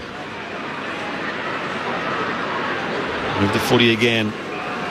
Coming beyond offensive 50. And again, it's out there on the outer side to Brodie Smith. The veteran up to right half forward now with his kick. Fell a little short. Dawson read it well and nearly got the diving mark. Popped out. Handball from Melican to Hamling, missed his target. Under pressure, Rowbottom ripped it out but couldn't find a teammate. Peatling falls forward. It's coming back for a high tackle. And Rowbottom will receive the footy just behind centre wing for the Swans. Adelaide again zoning ahead. Rowbottom doesn't have many options. He'll drive it as long and hard as he can up to left half forward. Caught behind Chad Warner with the fist. Did well. Knocked it down to Melican. Hands it across. Corey Warner goes for a run. From 50, pulls the trigger and misses just to the left-hand side. Adelaide's lead down to 42 points, approaching time on in the second. Saturday footy on ABC Sport. Crows work at beyond offensive 50. Pedler in the contest with Laddams. Laddams crashed into him. The ball bounces out of bounds for a throw-in. Tackle burn on the boundary. I've sat down next to this Swans bench for a few years now, and there's a special breed of Chad Warner when they're in this position. He is fuming, won't look anyone in the eyes. He came off before, and yeah, there was steam coming out of his ears. He is not a happy man right now. It's happened a few times this year, but this club, mostly successful, is having a very lean campaign so far. James Jordan Soccer's fall for the Swans. Towed forward now by his captain in Rowbottom. It's going to be coming back here for kicking in danger, going Adelaide's way. So it's going to come back now for James Peatling. Former Giant, as Aaron mentioned, he's a local lad from Pennant Hills. Swings it across the half-back line. It's out there with Keane. Keane, 3-year extension late last year. Remain at Adelaide. Back to centre half-back, and now Smith down the line with his fellow veteran Taylor Walker. This run's been so efficient this game so far. Fogarty was nowhere. Coming through, though, was Rochelle. Riley O'Brien's hand pass further afield now. Roberts on that last line for the Swans. He's playing very deep defence now, Matt Roberts. And this time, Ricochet's out of bounds for a throw-in at left full forward for Adelaide. 8-3-51, plays 1-3-9. The Crows by 42 points. 19 go on second quarter. Saturday night footy on ABC Sport. Aaron Bryans. The Swans don't look like scoring at the moment. They just can't really break it into that forward half. Tossed in, Laddams edged out O'Brien. Knocked down towards Berry, hands it to Curtin. Flared it across the volley. Rankin put it down. Quick snap attempt from Keys. Ricochets off the back of a couple of Swans. O'Brien has a crack. Central kick. Pedler tried the specky. Couldn't get it over 3. Ricochet's back. Neil Bourne, 40 from home. May have been legged. Whistle stays away. Sock it out of there by Blakey. Here come the Swans on the counter punch. Chad Warner at his best. Looks for a run. Miller are closed. Now has to rush it around the body. Keys reads it and knocks it down in the path of Brodie Smith. Adelaide had the numbers. And Sydney's Onewood just closed immediately by the Crows, and they get a chance to rebound now through the eastern wing. Peatling up to right half forward to Keys, uses the shepherd from O'Brien, chisels the kick towards Fogarty, late fist from Laddams. knocks it over the boundary line, 45 from home. End-to-end footy, but Adelaide's up 42. Describe the kick from Warner there, Pebs. Oh, they should know. Look, he's sitting back. Surely the message is out. We can't, and they're playing that fast game and blazing away. It's not working. Then what happens then on the turnover? They're scrambling to try and defend, but Adelaide just kicks back through them. Crows by 42. Keys dispossessed. It falls here for Neil Bullen. Flying shot from 40 out. That's across the face here. Roberts, minute here for the Sydney Swans. Goes beyond defensive 50 and again out of the wing. There is the contest there with Worrell. Turned up with Adams, and Adams gives away the free kick on the young Crow. A career high 26 disposals last week. Josh Worrell against the Eagles. Born in England, raised in Melbourne. Goes high inside, forward 50. Wanting to sit down there is Jordan Dawson. Turned back here though by the Swans, and Childrick competes the football here on the wing. Goes here up against Worrell as Haywood, and now brought down again. Strong tackling. Great pressure from Michaelani. He does win the football there in the contest with numbering Campbell. I must say, Adelaide's tackling pressure tonight has been absolutely superb. I'm not sure what the count is, but it would have to be high. +7, 42 to 35. Michaelani inside 50. Walker front position. Fisk came in from handling. Outside 50, Peatling was waiting. Got the ricochet central kick looking for Smith. Another spoil. Pops towards Michaelani. Threaded Anita with a handball through 3. Smith from 50. Heads for home. Keys back with the flight. Couldn't take it up against Roberts. He had some assistance to Swan. McCartan's kick smothered though. The desperate dive from Rochelle. Keeps his feet on a wet night. Rolls it central. Dewey, I should say, out there. No rain. Players put their head over it. And a high tackle aid. Pedler put his body on the line and got clipped. And a free kick to go to the young Crow. 20 from home, tight angle to the right. Their intensity is just fantastic. How good is it? Yeah, they're just Adelaide. The Swans are just panic kicking now, and then once Adelaide get ball in hand and a bit of space, they're slicing them. You can see why they're top 4 at the moment. And if you look, just looking at this first half of footy, they're the real deal. The Swans just look shell-shocked out there. They cannot get. Pedler comes in. Kick is straight and true. His first of the night. Adelaide have 9 in a row. They're up by 48 points, and we've still got 6 minutes to go in the second term. Saturday footy on ABC Sport. Your experts, Norm Smith medalist, 2-time premiership Swan, and former Eagle and Sydney ruckman Callum Sinclair. I couldn't agree more, Ryan. They are playing the Crows like a team that wants to be right up there in September. And if they bring this pressure in September, I'll tell you what, particularly in that forward half, not many teams are going to be able to walk it out of their defence. But the Swans just look shell-shocked. I don't know what you do now. They're going to go into half-time. They need to significantly regroup. Well, I think they've just come with a game plan. They wanted to go intent. Let's get the ball forward. Let's go fast. But Nixie and his coaching crew's gone, well, we know what you're going to bring. We're going to set up like this. And they're just banging their head against the wall at the moment, Sydney, and said, hey, we've got to change up. They've got to own a bit of possession or something. They've got to really change up the way they're trying to move the ball. So Ryan O'Keefe on ABC Sport. They win the clearance here. The Crows through Berry. Sends his kick deep towards Fogarty, reaching for it in the contest with Hamling. It bounces out of bounds for a throw-in at the Paddington end of the SCG. To your text at half-time, 0437 774 774. By the way, late in the first half in the A-League men's grand final, Melbourne City 1, Melbourne victory 0 at Amy Park. Back in it comes here. Adams out of the ruck against O'Brien. Dispossessed, though. So too Caleb Mitch tried to work it away. Peatley on hands and knees for the Crows. Socketed forward by Keys. Now Lloyd can clear here for the Swans. High footy towards the centre square. They converge on the drop, throw a blanket over them. Ball out to the eastern wing. Michaelani loses his footing trying to gather. McInerney with another touch, one of the Swans' better players tonight. Finds Lloyd, tunnels a handball through to Adams. Now McInerney, a bit of circle work here. Bias across to Lloyd. Around the body with the kick finally down the line. Haywood comes late, but Dawson too strong with the fist. Knocks it over the line in front of the O'Reilly stand. Adelaide by 48 points. Earlier, Fremantle defeated Gold Coast. The Giants knocked off the Tigers.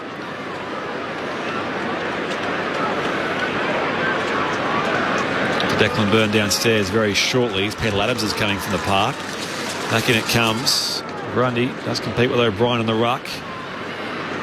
Shad Warner, it's the end of it now. He's Shoved around by Saligo. And again, the umpire lets them play momentarily before a ball up on the O'Reilly wing. Declan Byrne.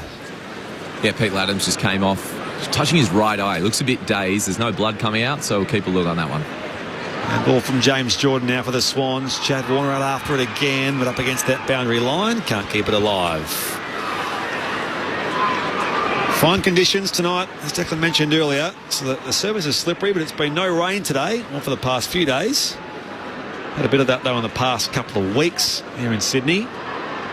Back-to-back games today at the Sydney Showground and at the Sydney Cricket Ground. Grundy left the ball behind on that ruck contest. Peatling slides in there for the Crows. Ball in dispute.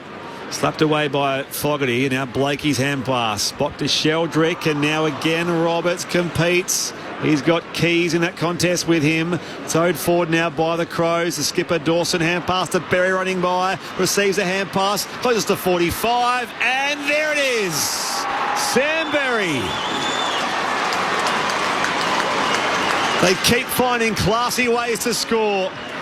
And it is young Sam Berry with his first goal of the night. And that makes it 10 straight for the visitors. 10-3-63. The Swans remain stuck on 1-3-9 as we approach half-time on ABC Sport. Not sure what to say. It's just an absolute display of great football played by Adelaide Crows. They're just hunting, they're winning the contest and then getting the outside ball, and one down the outside ball is so clean.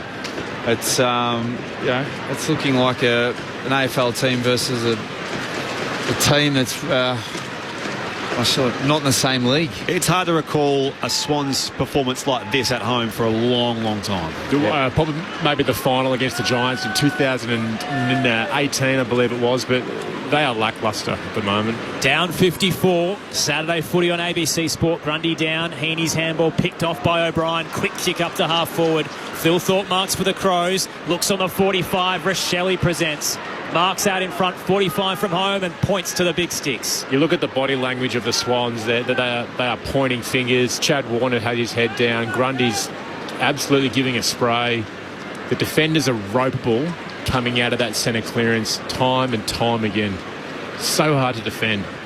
Josh Rochelle starts in the centre square. It's a long approach with the man on the mark close to the 50. Fresh off an equal career high five. Little hop skip. Rochelle leans back from 50. It's a good looking strike. What a finish. 2 for the night for Josh Rochelle. Adelaide's up by 60 points with 3 to go till half time. 11-3-69, plays 1-3-9. Sydney's kicked the first goal of the game and we haven't seen them since.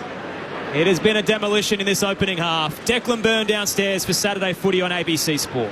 And the bad news just piles up. The doctors sat with Peter Adams for a few minutes. They asked him a few questions and they gave the nod to the interchange steward. They're taking him downstairs, you'd assume, for a concussion assessment. You sure you want to go out there, Peps? They might boo you at this rate. Oh, I know. I'm a bit worried about walking down there to go out there. But you just see that the finishing the Crows, like 11-3. Yeah, like, you know, when you're playing well and you're scoring, you're putting on the scoreboard pressure as well. That's a huge advantage of it as well. Centre bounce clearance goes the way of Chad Warner picks off this tap from O'Brien, goes down the corridor, but the kick is an untidy one. Worrell intercepts here for Adelaide. So just as the Swans get some attacking foray going, Worrell intercepts the mark, and the Crows can start again from that half-back line. One to the outer side. Comes back inboard. And it's marked down there by Rankin. As we approach half-time, Rankin's kick's a pinpoint accurate one to Alex Neil-Bullen, who marks it right half-forward. He's 75 from goal. Needs a neat entry here. Expect nothing less given the way the game's gone so far. Blakey attempts to spoil, rolls off his knuckles. Grundy, hand pass picked off here by Isaac Cumming, who snaps in one fell swoop. Out of the air, Isaac Cumming. And the Crows can do no wrong. They are finding goals everywhere at the moment. That's a dozen straight. 12-3-75. The Sydney Swans 1-3-9 as we approach the half-hour mark here in the second quarter. It is just ugly here for the Sydney Swans. The Crows are running rampant here in the Harbour City. Well, what do you expect when you spoil the ball into the middle of the forward 50 for the Adelaide Crows? Like, they just make you pay. Like, I haven't seen a team this accurate and with this precision going inside 50 in a long time. But Ryan, they're just absolutely making you pay if you make a bad decision. It's one of these games, like the coach, you just don't know what to do. Like you sit there going, okay, there's so many holes. Where do you start? Where do you start? Where do you start plugging? What do you do? Do you just you throw the magnets up at half time and go, all right, this or that? Do you just go, we've just got to play full one-on-one? It's just one of these games you just really don't know what to do. Out of the middle, Grundy wins it down. Adelaide have the numbers again. Peatling may have been collared by a couple. Rainkin was begging for the free kick for his teammate, and instead the former Giant will be pinged. Chad Warner wins the holding the ball free kick. Quiet night for the Chads so far. This will be his 9th touch.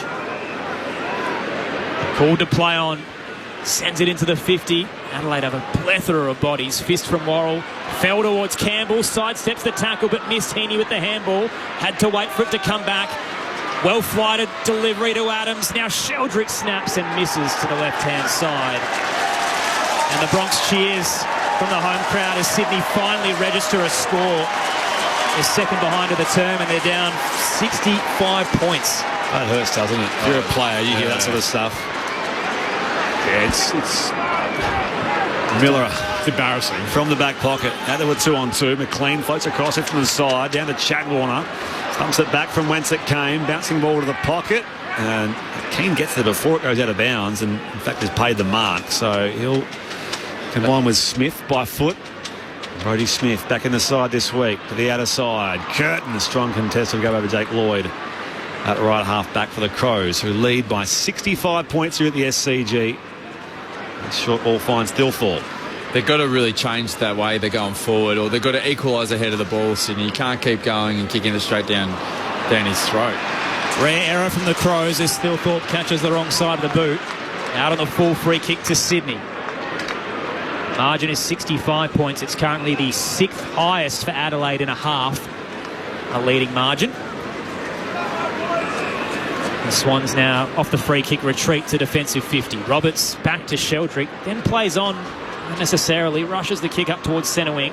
McLean threw his body against 2, did well to then pop back up and get the handball. Lloyd, spiral was the 50, and again Keane the spare, floats forward, takes the intercept mark, cops a shirt front for his trouble. Adams knocked him to ground and a 50-metre free kick going Adelaide's way. A lot of frustration for the Swans at the moment. Like, you even just see they're just kicking and hoping. Their forward line structure's been completely pulled apart. Nick's, I think, has had a coaching masterclass in this first half. The Swans are just absolutely pulled apart. Keane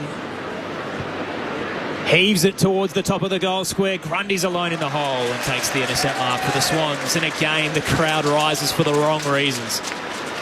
Yeah, any little highlight there for the Swans receives that treatment. Roberts comes back inboard now for Mitchell. One of their 3 inclusions. The bright pink boots. Caleb Mitchell, just his 3rd career game. Called to play on.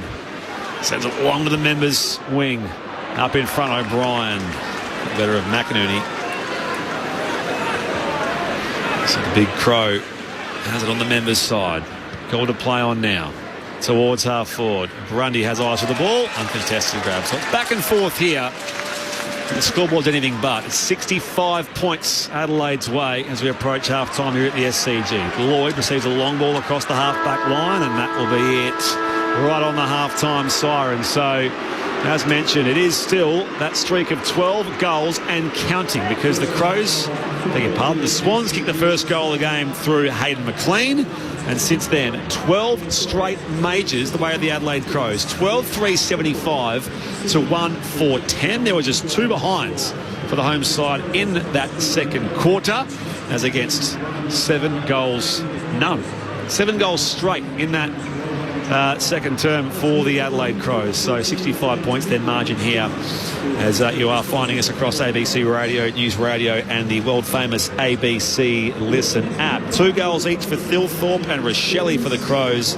Singles for Berry, Pedler, Saligo, Rankin, Miller, Fogarty and Smith. That's 9 different goal kickers already in the game of footy so far, with those couple of goals each for Thilthorpe and Rochelle, and Hayden McLean, the lone goal scorer there for the Sydney Swans, who have been demoralised Callum Sinclair in this first half at home. They certainly have, and Spriggy, it's certainly not a great game to watch at the moment, but Adelaide has outscored Sydney 7 goals, 42 to 1 goal to 1 behind for the term for the Swans. Crows have had 9 more inside 50s this quarter. They've led the contested possession by 7, led intercept marks by 7. The Swans only had 2 marks for the term, which is actually incredible. They only had 2 marks for the term. So they cheered Grundy's one there. That was one of only 2 for the quarter. Exactly right. And it's been a complete domination in all areas for the Adelaide Crows. And you just see them now out in ground. They've just gathered just before they've headed into rooms by Jordan Dawson, and he probably just would have given them a massive pump up, because I think that is an incredible standard of football that they have played for 60 minutes here at the SCG. And despite the Swans and their current form, it's still not easy to come up here on an away trip and actually perform like that. But they've been absolutely ferocious. Their tackling pressure, their hunt at the footy, particularly in the forward half, led by guys like Keys, Rochelle, Isaac Rankin's been superb. But I think the standout's been when they've had opportunities to capitalise in front of goal, they've taken their opportunities. It has been an absolute fantastic to see how Adelaide have gone about it, and I think they're sending a statement to the rest of the competition saying we are the real deal. They are, and that's what Aaron touched on pre-game as far as their credibility. Now, they're not facing against a contender tonight in the Sydney Swans, but a win away has been rare. So I mentioned just the 1 win outside Adelaide this year, which is round 2 against the Bombers. So a win on the road, you can say it's done now, 65 points. So 5-18 on the road in the last 3 seasons, Adelaide. So they usually don't travel very well, and I feel like I set the bar low now, Cal, where, you know, all the build-up was they've just got to win this one. It feels must-win if they belong in that top 4 conversation. They're not just going to win this. They're going to absolutely send a statement across the league. They've got Brisbane coming on Friday night, which shapes as an absolute blockbuster. And this is a message to the reigning premiers that they're almost ready to take it up to them. Well, they're not just winning. They're actually putting the foot on the Swans' throat at the moment and saying, you guys aren't going anywhere. Like, they just cannot move the ball 1-0. That's going to be a cracking game against the Brisbane Lions. And I don't reckon I've seen forward half pressure like that this year. Like, it's been ferocious. But the Swans, and it'd be interesting to get your guys' thoughts on this as well, that, you know, you look at guys like, you know, what's Chad Warner doing, Isaac Heaney's having a quiet game, but they can't be responsible every single week, those 2 players, being the engine room and getting them going. Like, you saw that one passage of play when Chad Warner had it out in the wing and he's darting out, and then it didn't work out, and you just saw the deflation in the remainder of the team. Spriggy. They look directionless, the Sydney Swans. They have done for a while. So you can talk about the players that are missing, but there's a certain heart that's missing to the Sydney Swans. There's no rhythm to what they're doing. Some of those forays inside 50 have been incomplete with terrible kicks and all the rest of it. Chad Warner was one example in that second term, but there's just a lack of direction around the Sydney Swans across this year, this campaign so far. They'll be 4-8 in a couple of hours' time. Ron from Adelaide off the SMS says 0437 774 774. Beware of the Crows in September, flying under the radar a bit. Well, I mean, they have in a way. I mean, Aaron mentioned their scalps haven't been big. Only beat 1 top 8 team this year in the Giants, almost play out of the top 8 today, if not for their late comeback against the Tigers. But their combined losses 4 losses for the Crows, average margin 12 points. So they're not, you know, they're in games for long enough as well. Very so competitive. They are very competitive in all games. The Suns game could have gone their way if the Rankin free kick had been paid. The Collingwood game, they were within a couple of kicks, and it probably shouldn't have been a 10-point margin. It probably should have been a 1 goal, but they let it go late. And the Geelong one, they were up 30 points and dropped it during gather rounds. So they've been in the hunt in all of their contests. It's just a matter of if they're ready to take that next step. And tonight probably doesn't answer that question. It'll be Brisbane and Hawthorn that'll teach us where they sit. That's all bigger picture stuff, I guess, we'll come through later on. But, yeah, there's big games coming up. Brisbane 1 week, Hawthorn the next for the Adelaide Crows, who lead here by 65 points over the Sydney Swans. Half-time here at the City Cricket Ground, 12-3-75 to 1-4-10. More from Callum Sinclair and from Ryan O'Keefe, who's joined his Premiership winning teammates from 2005 here at the SCG. We'll take a spell and get the latest from the ABC newsroom.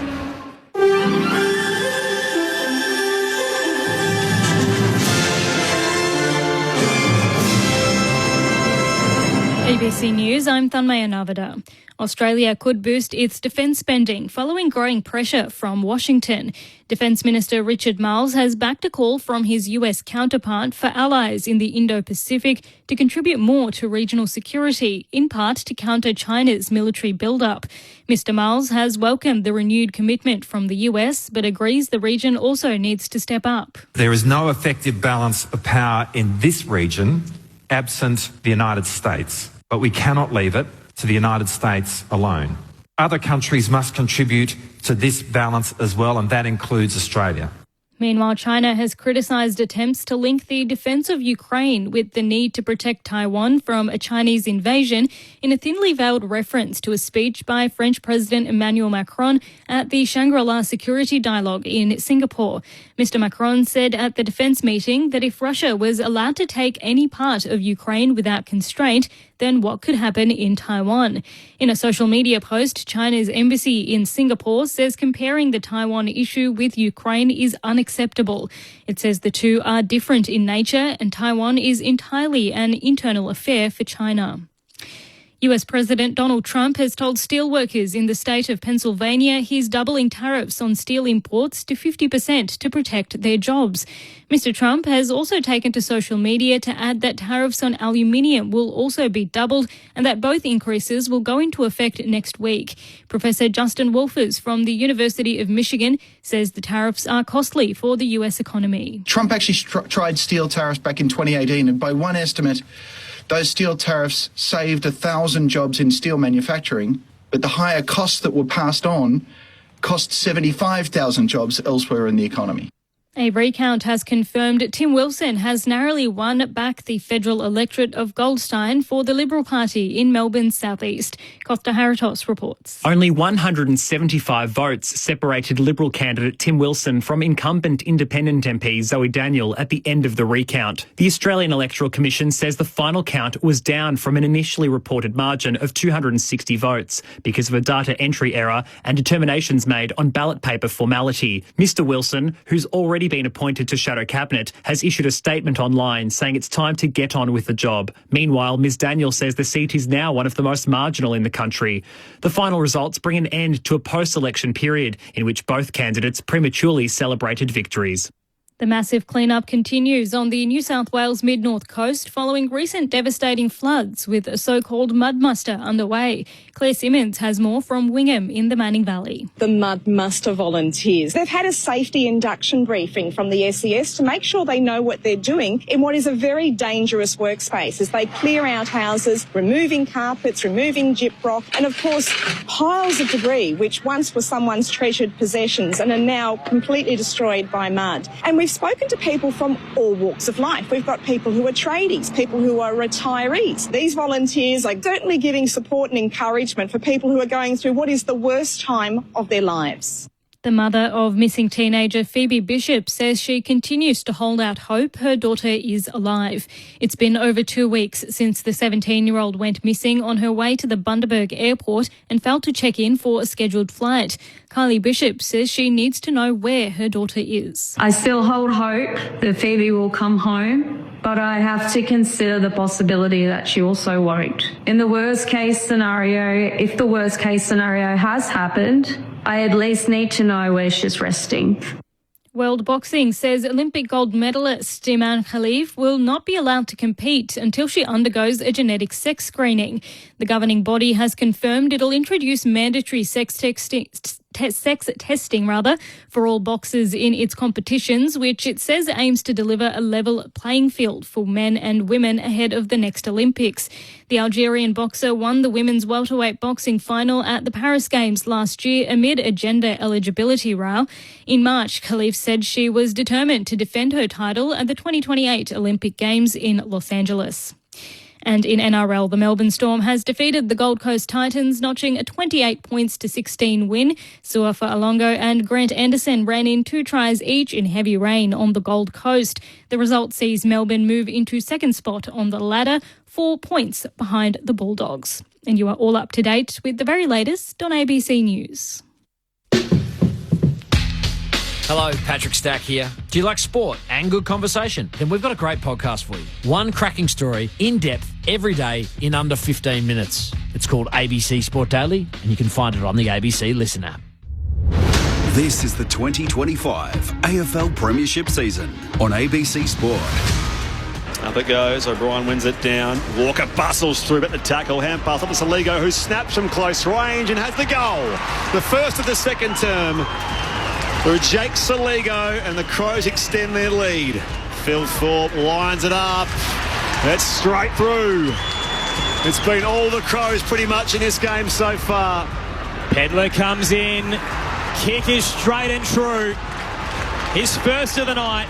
Adelaide have 9 in a row. Keys in that contest with him. Towed forward now by the Crows. The skipper Dawson, hand pass to Berry running by. Receives a hand pass. Closes to 45. And there it is. Sam Berry. They keep finding classy ways to score. Little hop skip. Rochelle leans back from 50. It's a good looking strike. What a finish. 2 for the night for Josh Rochelle. Adelaide's up by 60 points. Blakey attempts to spoil, rolls off his knuckles. Grundy, hand pass picked off here by Isaac Cumming, who snaps in one fell swoop. Out of the air, Isaac Cumming. And the Crows can do no wrong. They are finding goals everywhere at the moment. This is ABC Sports coverage of the AFL. On your radio. ABC Sport Digital. And on the ABC Listen app. Crows by 65 here at the Sydney Cricket Ground at half-time. The 05 team for the Sydney Swans have done their lap. It's sort of still going. Declan Byrne, down to you very quickly. I've found someone we know well, Ty Kennelly. How's the last 24 hours been? Yeah, it's been reliving my youth has been absolutely a joy to catch up with a bunch of old guys trying to relive it. And it's 4 a.m. on a Friday night. It's not too bad, I think, for a bunch of old footballers. How many special stories have been told? Yeah, it's been great, actually. Look, we've had the whole staff in last night. And a lot of people say, when you're playing football all the time, you don't think about it. But this is the very reason you go through what you go through as a footballer and trying to win premierships and be able to do this. And obviously the history of the football club being 72 years. The way they're currently playing, it might be another 72 years. But it's a pretty special time, obviously, for the football club. And we're part of that history, and we're enjoying it. Who haven't you seen for a while that it's been great to catch up with? Sean Dempster. He's 41, and I've got a man crush on him. You should see him. We're trying to get him to get his shirt off to do a lap of honour. He is looking in impeccable nick. There's a couple others I'm a bit worried about. They've left themselves go a small bit, but I'm up in the top 3, I think. I was going to say, who's getting votes? There's a couple. There's a couple of guys. Mickey R's been on fire, and Big Baz has been leading from the front. And what about good to see Paul Roos as well? Yeah, it's great. Roos has obviously spent a lot of his time in America, so to come over and he's had a huge impact on my life, and certainly the 22 or the 40-odd guys that we had in the squad, he's had a huge impact on it, and continues to lead with us, being a mentor for a lot of people currently. And Ryan O'Keefe said there was a special moment before the game. You got to go into the rooms, and Jude Bolton gave the boys an address. Yeah, it didn't work. It was. Look, and honestly, all jokes aside, it was very, very special. It actually takes you back to when you're in as that football, as a player again, and for Coxie to open up the rooms the way he did, and for us to be in that meeting, and then to actually see there was tears and there was emotion, and it was it brings it all back. A real moment that's very enjoyable, but there's a real to it, a real side. So people are passionate about football, and people are passionate about the Swans, and it was a lovely, lovely moment. Who would you send out from this 22 to go help them now? That bloke, Jude Bolton, straight away. Get him straight in the middle and start a fight. I think they need to start a fight. All right, last question. Have you got the stamina? How late are we going tonight? Yeah, it's the kids in the morning, so I might have to pull it up at 3 a.m. Ty Kennelly, you're the best. Good to catch you. He was surprisingly coherent. Thank you, Declan, and thank you to Ty Kennelly. Thank him for us, and thank you to our audience for allowing us that little bit of self-indulgence there on our own ABC Sport colleagues. And yes, today has not been about the Sydney Swans in their current form, but that was a nice moment with Adam Goods out there, and of course I've got to mention our own Paul Roos, who's part of the ABC AFL Daily, with Colby Middlemass, Ben Cameron, Poppy Penny through the week as well. So a nice moment. As he says, Cal, it's what players do as far as going through the pitfalls of being a footballer week in, week out as a team to win premierships and have these moments all those years on. Absolutely, and I must admit, looking at them all on the ground now, all the 22 that played that day, I am very, very jealous that, there are a lot of players out there that don't get to enjoy that moment, and it just looks like so much fun, You see, looking down at the crowd now, you got Jude Bolton just sharing that 2005 Cup with fans, and they're all getting photos, but it is true what he says. That is the reason that you play, and it's those bonds and those friendships, and you just see all the high fives and the handshakes that they're doing at the moment, and I'm sure they've all shared stories down there. And there's one guy down there that not many people would know. He's walking around like not very well, but his name's Stephen Torbett. He was the ruck coach. Right. He was the ruck coach for the Sydney Swans. He was my ruck coach in my first probably 5 or 6 years at the Swans, and he had a very, very, very close bond with the fellow ruckman, and I love seeing him walk around.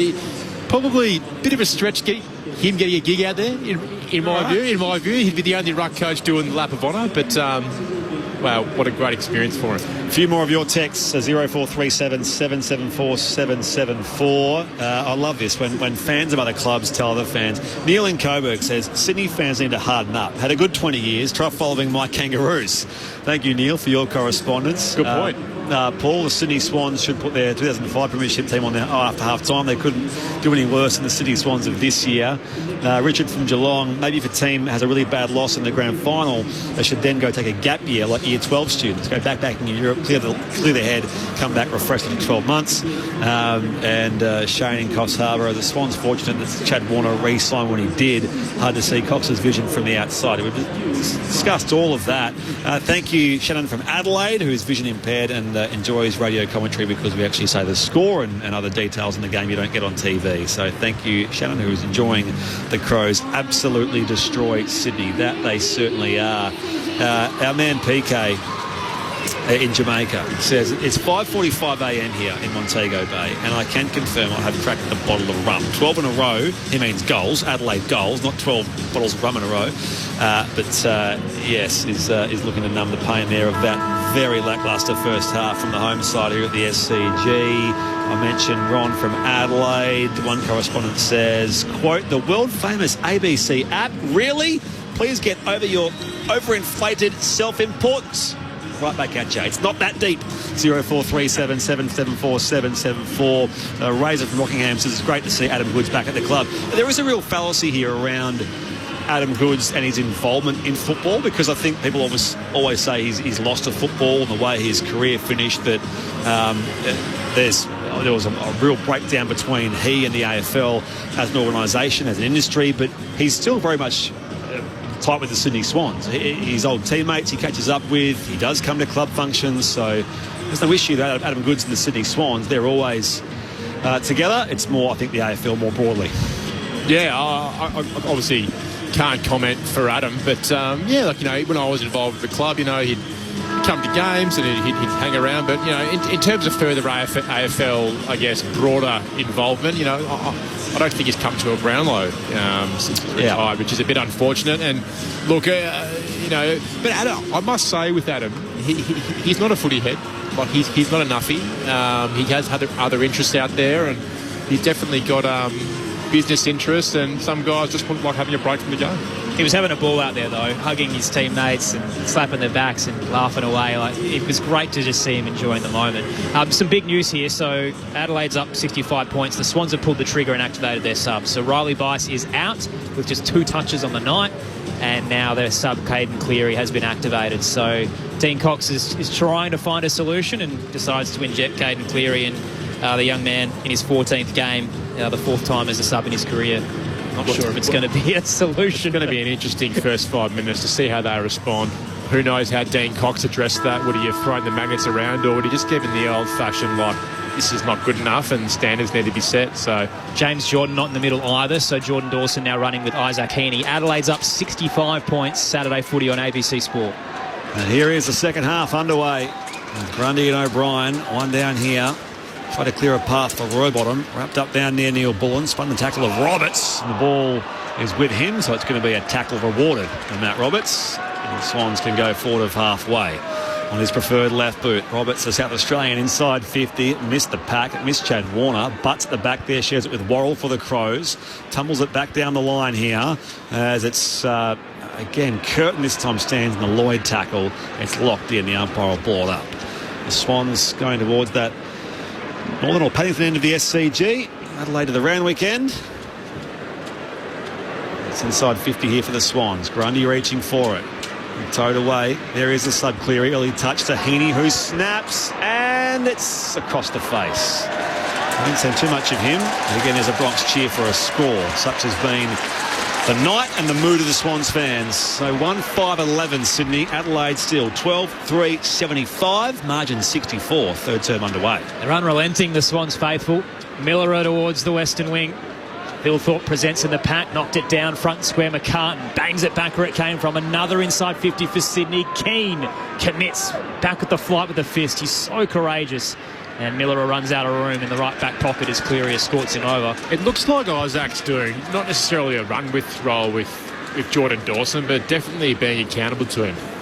Hopefully trying to bring him into the game. Crows by 64 points, but Sydney with a couple of early injuries to buck the trend. Adelaide's had 12 unanswered goals. Tossed in, Grundy down, straight to Chad Warner in the tackle. Got a kick away. It's curling towards goal, and it's sat up on the line. Not through late for a minor score.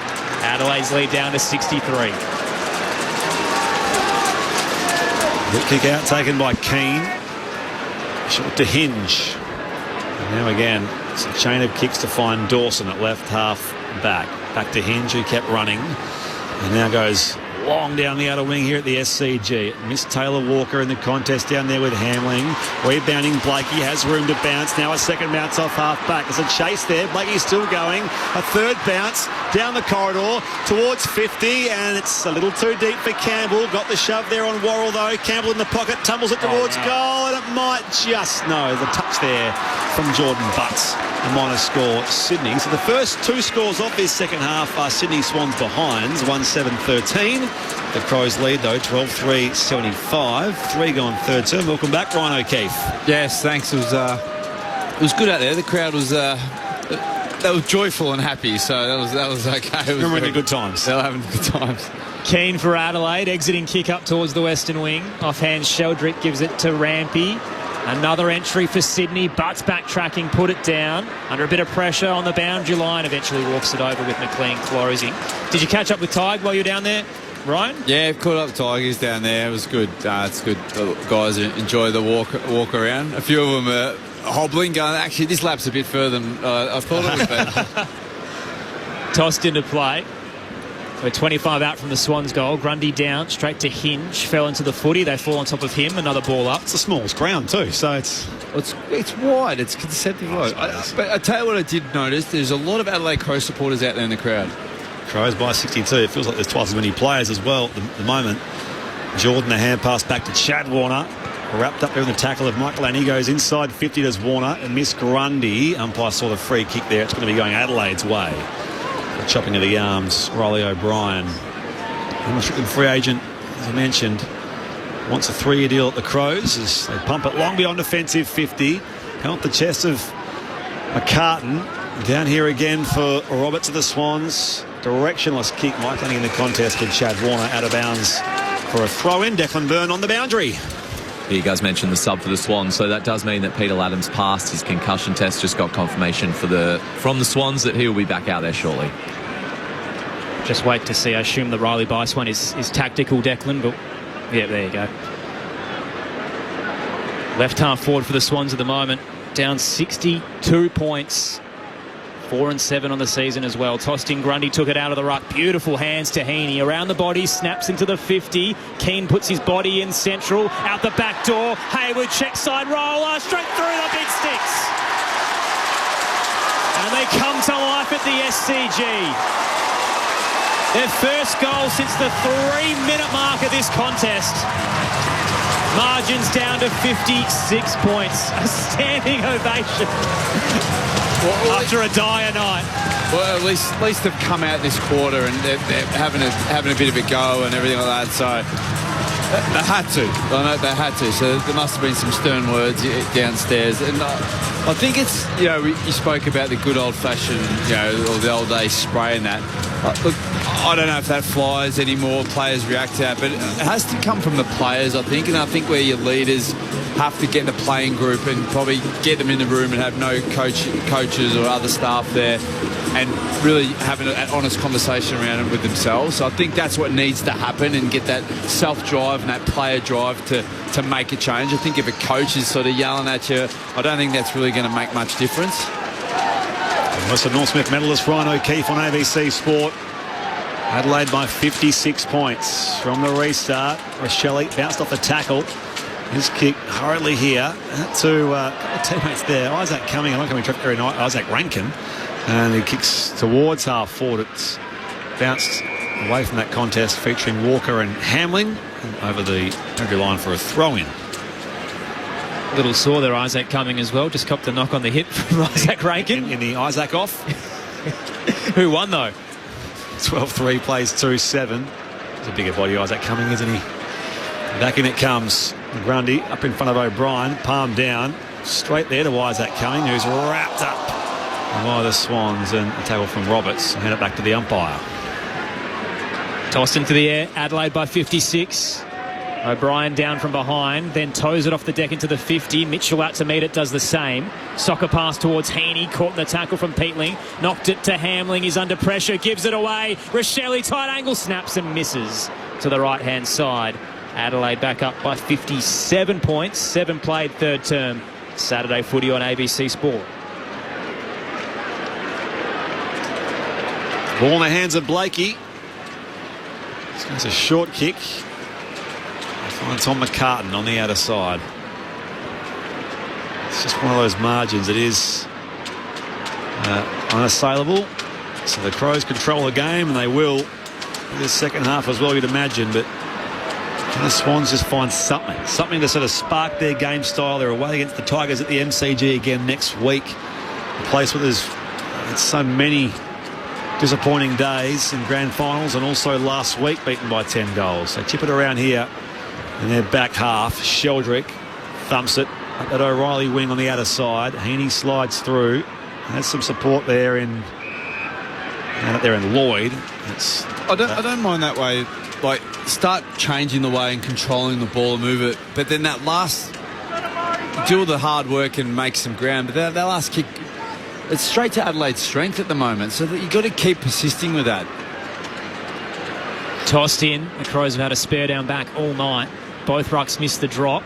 Charging through Melican, brushes off a couple, heaves it into the 50. It's wide, bouncing towards Corey Warner, and rolls over in front of the Bradman stand.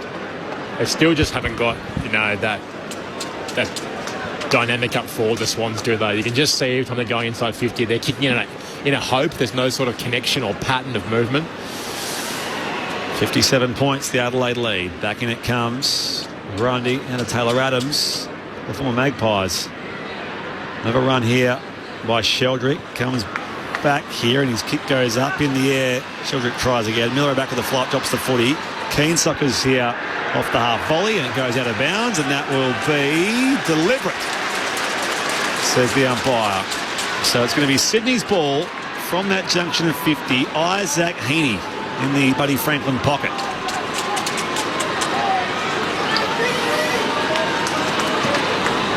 Must take every opportunity, the Swans, not to win this game, just to absorb some of the embarrassment. Heaney, last year's BNF winner, sets it up to the hot spot. Grundy up in front, no second bite there. Hayward tries out of the air. Campbell held off it here as Miller can rebound the ball for the Crows. It'll bounce out in front of Mitchell, but Keys gets there first for Adelaide. And now Thilthorpe. On the overlap they go here, Adelaide. Room to bounce. Thilthorpe brings it back inboard. It works out okay. It's marked by Rankin. Has a couple of options central. Opts against a dangerous kick and will slow things down. Rankin behind centre wing. Finally called to play on. Still not confident with his options. He'll bang it towards Thilthorpe and he's outmarked. Strong bodywork there from McCartan. Fresh off 10 intercepts last week. Tough task tonight against the man Mountain, Riley Thilthorpe. Short pass wide. Finds Jordan, Premiership Demon.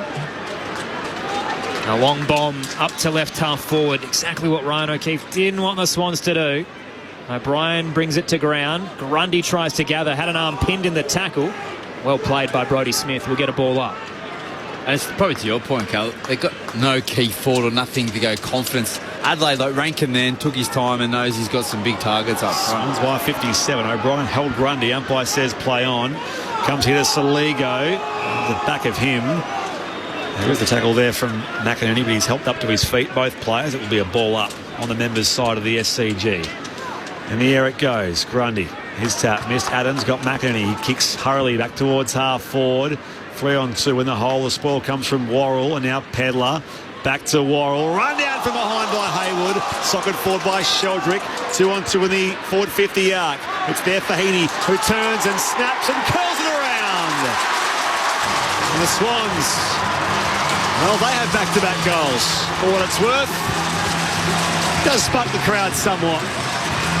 And now 3-7-25 the Sydney Swans. They trail the Crows 12-4-76. 11 go in third quarter. Saturday night footy on ABC Sport. You're with Ryan O'Keefe and Callum Sinclair. They just came off great pressure by Haywood there, and just keep bringing that intensity. Like, that's when they started the game with it. They've sort of started this quarter with it as well. So that ability to be able to just keep putting pressure on. Don't allow Adelaide to have time and space to use their skills. Great finish by Isaac. It obviously shows you don't actually have to get it in pretty. You know, it can come in off the ground, bit of surge footy. Still puts the Adelaide defenders under just as much pressure as what it does come in the air, lace out. Crows by 51. The thoughts of Callum Sinclair and Ryan O'Keefe on ABC Sport here at the SCG. Crowd starting to find its voice after a rough first half. Phil Thorpe and Laddams do battle in the middle. The Crows ruckman wins out. Peatling threw his body in, but wide of the footy.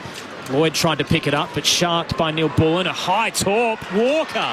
Gee, that had some carry out of the centre square. Walker marched out of the goal square for the drop. Takes the mark. 45 from home, or more 40 now, on a slight angle to the left. Oh, he's got the journey, no problem at all. But you see that beautiful bodywork. He actually stopped, turned around, gave a bit of a fend in the chest to Hamlet, and then came back like craft. That's just experience. Yeah. That's why so well. He's the all-time leading goal kicker at the Crows. The 35-year-old Texan. Walker crosses the paint of 50, drives it long and hard and home. And Adelaide respond instantly. Back up to a 57-point lead. The Crows 13-4-82. The Swans 3-7-25. 13 played third term. Saturday footy on ABC Sport. I'm really glad that you brought that up, Ryan, because I as a key forward, it is so hard when the ball is somewhat, you're sitting under it, but then to correct your body positioning, to, I guess, put yourself in a position to come at it. It was it's probably hard for the listeners to kind of understand what I'm talking about, but it just goes down to experience, class, and just someone that's just played a lot of footy up forward. The key to the mark, it's protecting the drop zone of the ball and putting yourself in between your opponent and where the ball's going to drop. Probably one of the greatest exponents was Wayne Carey. Just be able to hold the body, hold his opponent out, know where the ball's dropped, and then you're able to go forward into it. Multiple goals in his past 5 games against the Swans, Taylor Walker. And this is his first of the night. Centre clearance here, the Swans. Adams traps it now. Needs options by hand. Rampy's one of them. Gets it back to Sheldrick. Down the corridor he goes. High spiralling ball inside 50. It missed the spoil of Worrell. At the drop, Neil Bullen in defence for the Crows. And now on to Michael, and he goes back beyond defensive 50. Spoil this time. The man, Corey Warner, did come from Curtin. Oh no, Mitchell slipped over here for the Swans on the logo commentary side. They pile in from all angles. And the umpire will ball it up. 13-4-82 the Crows. The Swans are 3-7-25. 14 gone third term. Phil Thorpe taps it down, looking for Curtin. Spun in the washing machine from Adams. Dropped the footy. Play continues. Saligo sliding in. Paddled it back towards Peatling under some pressure from Jordan. Kick smothered. Charging across Corey Warner. Tied in left half forward. Central kick. Bouncing one towards Lloyd. Turned and bounced off Neil Bullen. Haywood rode the contact and then squeezes the kick inside 50 to McLean. Classy there from the small forward to his tall target, who marks the 20 or 35 from home.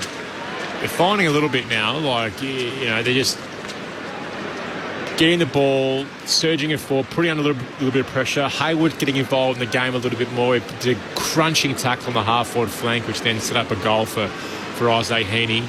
Nice precision kick inside 50 to McLean. No Marty, no McDonald. It's a big period for McLean, and he's doing his best to live up to the hype.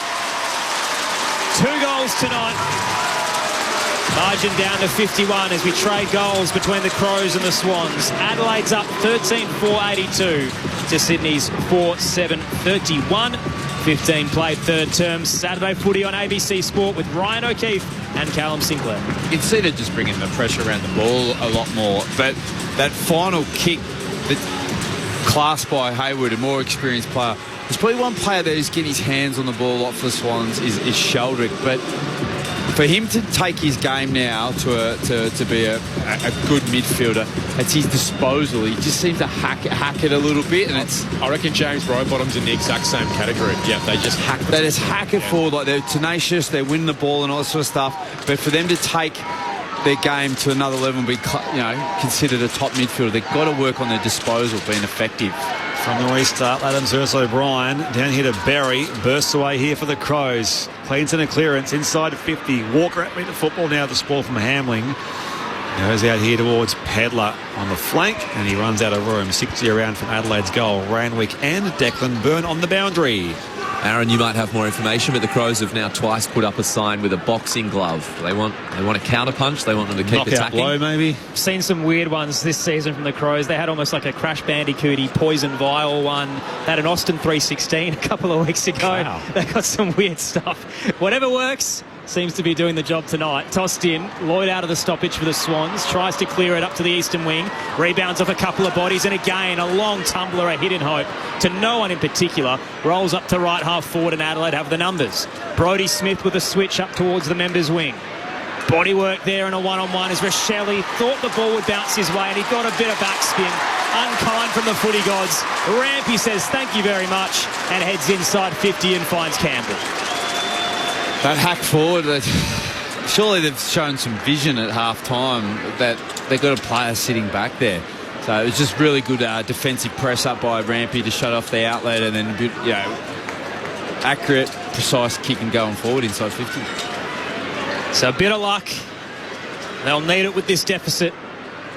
Campbell crosses the paint of 50 and cashes in. Campbell's first of the night. Margin down to 45 points. Adelaide 13-4-82. Sydney 5-7-37. Saturday footy on ABC Sport with Ryan O'Keefe, the Norm Smith medalist, and Callum Sinclair, the Swans ruck. Where you just think now they're just giving Adelaide a little bit of something to think about. I know they've still got a substantial lead, but a couple more kicks, start getting a little bit. One thing about the Swans, and I know we've slagged them a bit tonight, but they do have that ability to score quickly. They do have that, and they kind of need it. They have a 15-minute patch. They can pile it on. But there's a lot more intent. It's a bit of a different side what we saw in the first half, particularly the first 10 minutes this quarter. And Braden Campbell's gone forward this season, and I like it because he's a beautiful kick and dangerous and got a bit of speed. So he's probably one of those players that really needs to step up and be that real tenacious, small pressure forward. Margin 45. It was 65 at the half-time break. O'Brien toes it forward. Neil Bourne for the Crows keeps it moving. Inside forward 50. Fogarty gets loose out the back here. Storms into the open goal and thumps it through into the third tier. It's Fogarty's second goal. There was a contest there involving Walker and the Swans defenders, but Fogarty was onto that loose footy and just thumped it through. So an immediate reply there for Adelaide. Margin back to 51. It was a free kick to Tex. It was holding, so it was just an advantage. That was just too easy out of the centre, isn't it? It just shows how important centre clearances are at the SCG. Once you get it and you go direct, your forwards come to play very quickly, and as we've mentioned all night, Adelaide's forward line is very, very dangerous once you get it in there. And if you get it in deep enough, it's hard to come out at the SCG. Yeah, because you get set up so quickly. They've cracked the ton 6 times this season, the Crows, and they're 2 goals away from doing it again. Approaching time on in the third. Lead is 51 points. High bounce in the middle. Laddams backtracking, wins it down. Follow up from Adams. Shoots a handball wide, looking for Heaney. Used the body, but couldn't get to the footy in time. Pedler streaming off half-back, just threw his body in. Bounced off Adams. Ball shoots to Miller for the Crows. Hands it to Dawson. Around the body on the logo. It's bouncing towards the boundary line. Fogarty reels it in and walks it over. It'll be tossed in front of the O'Reilly stand.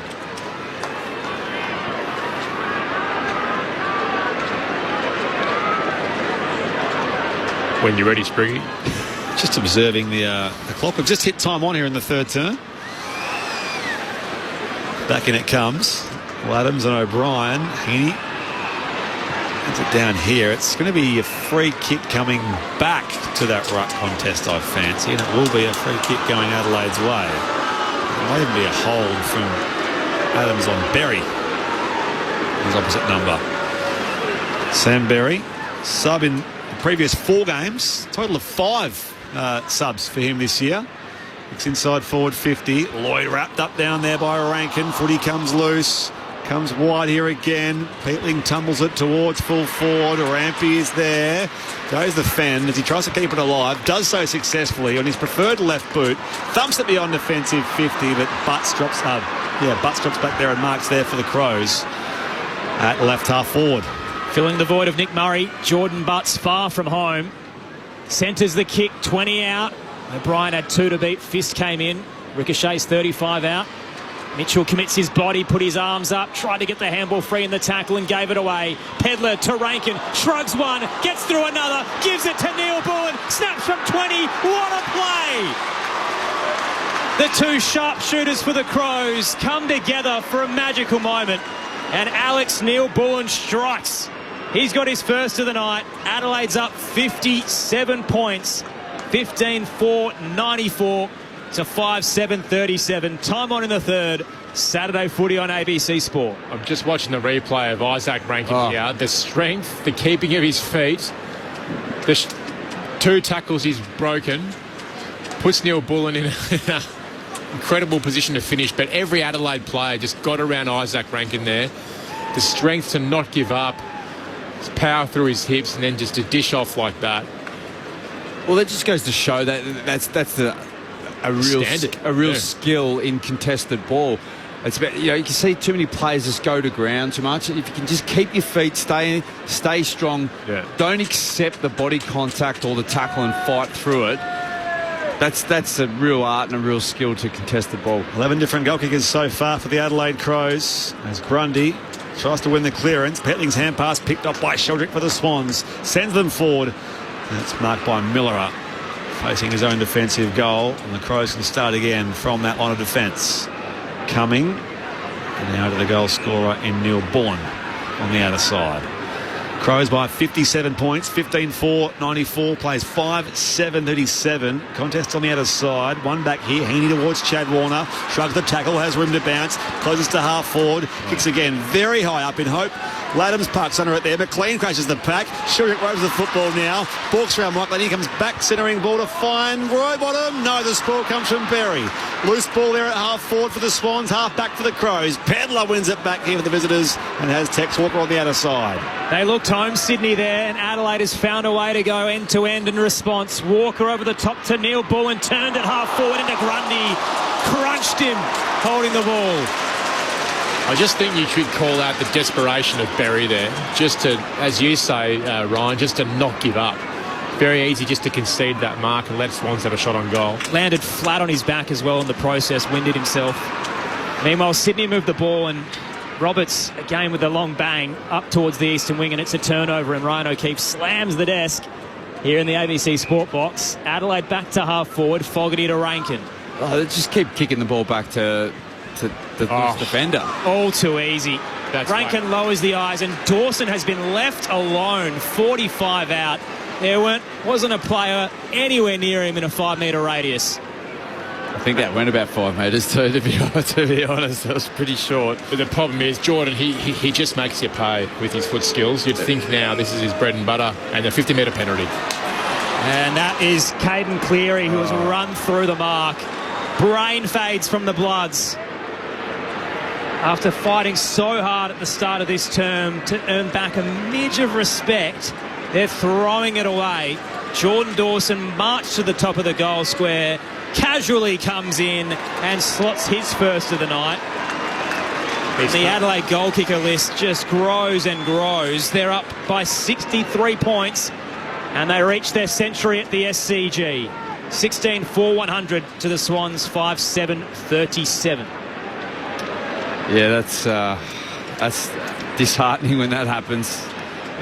It's just one of those nights. Like we said, things like that, what do you do in the coach's box? You sit there and go, what can you do? It's unbelievable. It's unbelievable the way it's going about. But I saw Caden Cleary just come to the bench there and just put his hands in his head straight away, and he just went, oh, God, I can't believe what I just did. So, yeah. But that shot on goal was a result of another turnover from the Swans, just blowing it forward to the spare Crows. They just kept doing it all night, and it's just why am I getting shocked? I don't know. It's just anyway. 3 straight goals for the Crows after the Swans did close the gap 45 points at one stage. Hand pass here. Chad wanted to roll him, and there he goes forward with the kick towards half forward. Spoiled away by Butts. And now also down there, Worrell. Neil Bullen bursts away here for the Crows. She has it back to Berry. That's a good chain going inside forward 50. Keys chasing it now. Blakey chasing him. Runs him down from behind. And the umpire says, no, we'll ball up.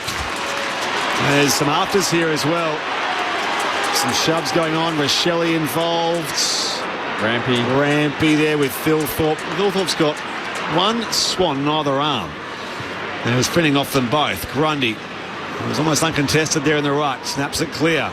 Only as far as Worrell. Crows go back inside 50. Grundy, a wayward spoil on Keys. Free kick Adelaide. Just maybe for another hold happening off the ball here. But there's more demonstration going on here. Rampy involved. Philthorpe, more 50s here. More Swans ill-discipline, which has plagued them in recent weeks. And another goal here for Rochelle this time. So his third goal, Josh Rochelle. And again, it's a loud chorus of boos. There's no mistaking those here at the SCG. For the home fans to the home side, 63 points is back being Adelaide's lead. 4 straight goals, 27 goal in third term. Declan Byrne on the boundary. And they're going over to Rampy, who was the one who pushed Rochelle. All I could see was Rochelle flying through the air. So I don't know how much Mayo was put onto it, but those two are in the thick of it. Wasn't a Nick Watson style arrangement, was it? It was just on the screen. So to the chest, and Rochelle made sure the umpire noticed. Dane Rampy doesn't get flustered like that very often. So there was an incident before where their first outbreak was with Ramps. He's not the sort of player to do that, so I'm not quite sure what's happened there. He's obviously got under the skin, and anyway, you got to keep your cool. It's now a game high 69-point lead. Former co-captain Dane Rampy has his 35th birthday on Monday. I think he'd be desperate to just get to that point after tonight. Just wants it to be over. Get through the weekend. Does he get one more year? I know he's keen for one more year, Dane Rampy. Has he signed, has he, for next year? Okay. Tossed up, Grundy down, handball missed, and only found Saligo. Back inside 50 for the Crows. Blakey with a thumping fist. Corey Warner tracks it. Awkward bounce. Berry closed with a tackle. Saligo picks it up and he hits the deck through Rowbottom. So the messaging during the week from Dean Cox regarding the numerous suspensions the Swans players have had was we need to get to the line without crossing it. We've spoken about the technique. We need to execute it. Tonight they haven't. 3 50-metre penalties resulting in goals. And here's another free kick out of the stoppage. Mitchell collars Saligo into the pocket. Rochelle charging. Fist came late from Blakey. Cumming keeps it in. The Swans had stopped. That's because the boundary umpire reckons it went over. So it'll be tossed in. 25 out, left forward pocket. He's under their skin, Rochelle, isn't he? Yeah. He's probably owed a free kick there. They got him quite high, but umpire didn't have his glasses on. It's a thing about pushing to the line, but it's not about that. It's about going hard at the contest, winning the ball. Philthorpe out of the ruck here, follows up. It's a high ball and offline, out of bounds on the full. By the way, Dan Rampy off contract this year, so he wants one more, but nothing forthcoming as yet for the soon-to-be 35-year-old. I don't have a lot of depth, the Swans, so maybe he gets it by default. Who would replace him if he does go? Swans exit to the eastern side. off the hands of McLean. Heaney was front and square. Another high hit and hope to no one. Bounces in the hole forward of the logo. Adelaide with the outnumber. Keane toes it back where it came from. It's got plenty of carry. Clean bowls Fogarty. At the back, Rochelle wrapped up in the tackle and left the footy behind. Heaney, corridor. Here come the Swans. Adams marks. Looks wide to McInerney. Nothing's ahead. He's got to wait, but he stepped off his line. The Crows are closing. Kicks a little shallow towards McLean. Gathers, calms himself and retreats to Hamling. Members side, centre wing. We'll tick past the half-hour mark of this third quarter. The Sydney Cricket Ground, but there's still plenty of time left in this third term. Chain of kicks. Hamling to Adams, and now the milestone man McInerney's 100th game. In front of the old green-roofed grandstands. Long to the hot spot now for the Swans. Running start, Laddams. Spoiled from Keane. Philthorpe rebounds quickly. It's not quite there for Milligan. Totally by Rochelle out in open space there. Onto it now, Keys. Room to bounce. No, he closes to 40 and can send it home. That was just classy stuff for the Crows. And Ben Keys. Rochelle's going again. Ben Keys can point at all the Adelaide Crows fans and celebrate with them on the outer side. But Rochelle, it all did start there with Philthorpe as well, who staked away out of the back line, deep in defence. Rochelle's little toe poke, it was just pinpoint there for Ben Keys. What a finish. They're out now, the Adelaide Crows, by 75 points. 31 gone third term, Saturday night for an ABC Sport. Playing English Premier League there. Beautiful. That would have been perfect in the EPL. Little there, Keys was onside, puts it over the top of the space, was unbelievable. But they put Philthorpe behind the ball just to shut it down for the last bit. He goes to him, he just hacked it forward. Well coached. And that was just a freakish goal. That wasn't any plan because they were sitting behind the ball just trying to ice the quarter, taking a comfortable lead. But 18 goals for behinds. Wow. What the perfect through ball if you were playing in the English Premier League. Tossed up. Philthorpe won it down too high from Sheldrick on Saligo, and the Crows want to go. Saligo to Berry, then Philthorpe. Sweeping handball forward, coming, crosses the paint of 50, bangs it towards the goal, backtracking. Keys thought he was paid a mark, or at least a free kick. Umpire didn't want to give it to him, and it rolls over the line. Declan Byrne downstairs. A couple of minor concerns for the Crows. Neil Bullen came off and got his left knee tested. He did some run-throughs, got some ice on it, but he looks like he's made his way back to the bench. And Riley O'Brien with some neck issues, he's getting that sorted. So no movement yet for the sub for the Crows. Back in it comes round weekend. Philthorpe with Grundy. Keys there for the Crows. The vice-captain, hand pass, not quite accurate. Comes away here for James Jordan for the Swans. But again, directionless kick marked by Keane at right half forward. As in right half forward for the Crows. So he does intercept there and sends it deep inside 50. Jordan Dawson, not quite the second grab. Curtin, the tackle of Hamling, and it will be coming back here for a Sydney Swans free kick with Joel Hamling in the right back pocket, left back pocket. So they trail by 75 points, the Swans. It's 18-4, plays 5-7. 33 gone in this third term. Saturday night for an ABC Sport here at the SCG. The Crows scored 12 unanswered goals. Start of the third term, Sydney kicked 4 of 5 to respond, but Adelaide have had the last 5 once again. Margins blowing out. Hamling's exiting kick cut off by Curtin and straight back in. Grundy too strong. Rises above the pack to take the intercept mark. He stepped off his line. Everyone rushes in. Launches an exit. Curtin flies, brought it down. Handball comes out from Saligo. Miller tries to wrap up Corey Warner, who picked it off. Shoots a handball forward for the Swans. Worrell was waiting. Soul butts into danger. Sheldrick got him good. Ball up to come forward to centre wing for Adelaide. amount of intercept marks Adelaide's taken off Sydney's kicks is phenomenal. And all parts of the ground too, not just in the back line. Exactly right. Come down here for Paitling. In the back of him was Sheldrick. Umpire says give it an E on the members' side. Stephen Ballarat not casting doubt on the new coach. Maybe a fresh start. Pretty devastating, those two grand finals. And of course, he was a part of the assistant coaching team for what, last 6-7 years or so. Dean Cox, maybe 8 years. Yeah.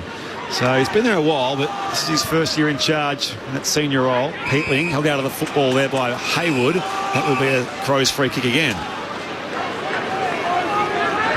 And the former Giant and local Sydney lad James Peatling. 34.5 got in his third term. You won't quite see that 39-minute third last quarter we saw at the MCG last week against Melbourne, and they were mauled by the Demons. Grundy takes the intercept grab here at left half back for the Swans. We need to talk about quarter length again. No, not going there again. So Grundy has it in defensive 50. Adelaide's up 75 points. Earlier, the Dockers defeated the Suns by 11. The Giants knocked off Richmond by 3. As McInerney's been held there by Berry. It'll be a free kick for the Swans. I'm all for half an hour quarters, just not 35 minutes and 37 minutes and that sort of thing. Not when the margin's 75 either. No, this game is DONE done. McInerney up towards the western wing. Heaney launched early. Copped a push. Free kick. The Swans superstar realises the clock's running down. He gets the message from the bench. Launches it towards the 50. Keane with a massive fish straight up and down and comes back for a second effort. Hayward on the arc of 50 gathers and hands it to Cleary, who's caught in a sandwich. Ball up to come as the clock runs down here at the SCG in the third term. Adelaide's up 75 points. We'll get one last stoppage, and that'll take us to the final change. Adelaide 18-4, 112, and it's on. It's that Heaney has put Saligo down, and they come together for yet again another mini scuffle between these two sides. Hillthorpe's playing referee, holding them back with either hand. Tension's just boiling over after a couple of little melees. What are you trying to get at doing that after the siren? Like, particularly if you're a Swans player, you're just feeding into that frustration that essentially has actually cost you that quarter. I reckon, Ryan, there could be half a dozen goals this game purely done for by ill discipline by the Swans. So yeah, totally. And you can see some of those Crows players getting into them, being under the skin, and they can, because they're 70-odd points up. They're getting probably a bit chirpy and stuff like that, and the Swans players aren't handling it. And do you know what? You've put yourself in this situation. 18-412 plays 5-7-37. The goal kickers so far. So we saw Rochelle kick his third goal in that third term. 2 each for Thilthorpe and Fogarty. Singles to Keys, Berry, Pedler, Dawson, Walker, Saligo, Rankin, Neil Bullen also in that third term, Millerer and Smith. 13 different goal kickers in this game so far for the Adelaide Crows, who lead by 75 points, while for the Sydney Swans, McLean has 2 singles to Heaney and Campbell, and also to Will Hayward in this game so far. ABC Radio, News Radio and the ABC Listen app. You've got us here. Saturday Night Footy on ABC Sport. As each day begins, get the facts you need to stay informed. Every day, across your day. Stay with Australia's trusted news source. all the latest, all verified. Stay in the know with ABC News. On ABC TV and ABC iView. This is the 2025 AFL Premiership season on ABC Sport. Keane puts his body in central, out the back door. Hayward check side roller, straight through the big sticks. And they come to life at the SCG. Their first goal since the 3-minute mark of this contest. Back to Worrell, run down from behind by Hayward, socket forward by Sheldrick, 2-on-2 in the forward 50 arc. It's there for Heaney, who turns and snaps and curls it around. And the Swans, well, they have back-to-back goals. He's the all-time leading goal kicker at the Crows, the 35-year-old Texan. Walker crosses the paint of 50, drives it long and hard and home. And Adelaide respond instantly. O'Brien toes it forward. Neil Bullen for the Crows keeps it moving. Inside forward 50. Fogarty gets loose out the back here. Storms into the open goal and thumps it through into the third tier. Mitchell commits his body, put his arms up, tried to get the handball free in the tackle and gave it away. Pedler to Rankin, shrugs one, gets through another, gives it to Neil Bullen, snaps from 20, what a play! Thilthorpe rebounds quickly. It's not quite there for Milligan. Thrown away by Rochelle out in open space there. Onto it now, Keys. Room to bounce. No, he closes to 40 and can send it home. This is ABC Sports coverage of the AFL. On your radio, ABC Sport Digital. and on the ABC Listen app. Did I say 13? 14 different goal scorers in this game so far for the Adelaide Crows, who lead by 75 points at the final change. This is Saturday Night Footy on ABC Sport. We're here at the Sydney Cricket Ground.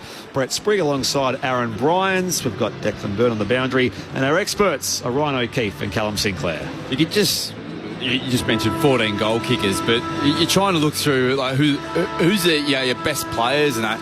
It's such an even contribution. It's really hard, which is a sign of a good team, that you're not relying on one or two stars. And you go right through the list, and everyone's had a very solid game, playing their role. This has been just an outstanding team effort, and you can just see throughout they're just well balanced. You know, I think the mix of the three key forwards with the smalls, they get some good rotation through their midfield. The backline looks support.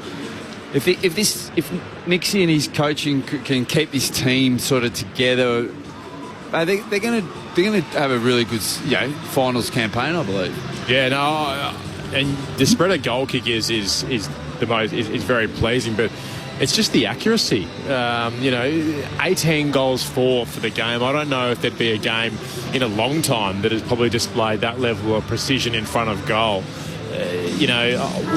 One highlight for me of that quarter, is Isaac Rankin. I just thought that passage of play in that forward pocket to shrug 3 tackles on Roberts, then obviously the superstar in Heaney, he made him look like a kindergarten kid, and then he just fed Neil Bull on that beautiful handball. That was just a clearly great finish. And that's something that I think is really, really, it's not an underrated skill, but it's something that doesn't really get focused on or emphasised this much. It's just how important finishing skills are for small forwards, Ryan, because a lot of those guys, you go through a game sometimes and you might get one opportunity, or you might get maybe 2 in 2 hours of footy. But if you can capitalise on them, it just completely changes your game and your value to the team. And I think people don't realise how hard that small forward or that role. medium hybrid forward is, because you don't get many opportunities. The key forward, a lot of the forward entries goes channels through them, but you got to bring pressure. You got to make most of some slim opportunities. It's hard, and when they have a good day, don't underestimate how hard that is. I think it's going to be a long 30 minutes now for the Sydney Swans. I think it's one of those games where you just want to get off the ground. TL listening in Singapore, who's one of PK's mates, is in Jamaica. He's a far more rum-friendly time of 7:20 p.m. in Singapore. So there you go. Down to you, Declan Byrne. Singapore sling. Adelaide Crows have made their sub. Looks tactical at this point, I'll check in, but the pick 4 from 2024, the 18-year-old Sid Draper in, and Riley Thilthorpe out. So Sid Draper subbed for a 6th time this year into the action, and Thilthorpe subbed out, as Declan said there. So there is the hand pass from Draper early. He goes inside forward 50 here, the kick from the Crows, and the Carlton intercepts. So I think between them, as in all games bar one, either Draper or Berry's been the Adelaide Crows sub. So 11 occasions total this year so far. This is a wayward kick beyond defensive, 50 from McCartan, and it goes out of bounds for a throw-in. 6 times in 10 games he's had the best, and I know Crows fans are a little frustrated by that. This guy's picked 4 and looked ready-made to go, and Adelaide's just being cautious with his development, which is totally understandable, but they're just ready to see him go. Hard to develop if you can't get in the park. Exactly, and when he's out there, he's prolific. Toss back in. Coming out of the stoppage, towed it forward. Hamling was waiting, gives it to Heaney, sidesteps 2, but then again rushes the exit straight back to Cumming. Had more time than he realised and gives it away. On the eastern wing is the former Giant for the Crows. They're up 75 points in this final term. Cumming launches it into the right forward pocket. 3 against 1. Fogarty nearly took it, hits the deck. Walker thought about soccering. Diving forward, McInerney launched on top of the footy and then walks it over the line against Fogarty. Boundary throwing to come, 25 out from home. Gee, it looks empty out there as well. It was a great crowd, and they have dispersed. Where have they gone, Declan? Light Brigade or something like that?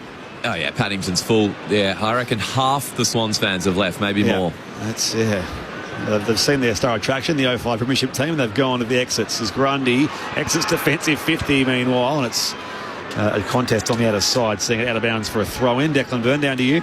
And just confirming from Adelaide that Riley Thilthorpe sub is purely tactical. That's a big statement from the Swans fans to leave. I know it's a bit of a... After spending the night jeering your side whenever they kicked a point. Tossed in. Grundy won it down. Rowbottom, a little up and under kick. Bounces central towards the square. Picked up by Mike Lanny for the Crows. Just missed Keys with a give. Gathered by Jordan to Rowbottom. Tumbling footy into the 50. Worrell tracking, but it was an awkward bounce late. Over his head. Adams picks it up.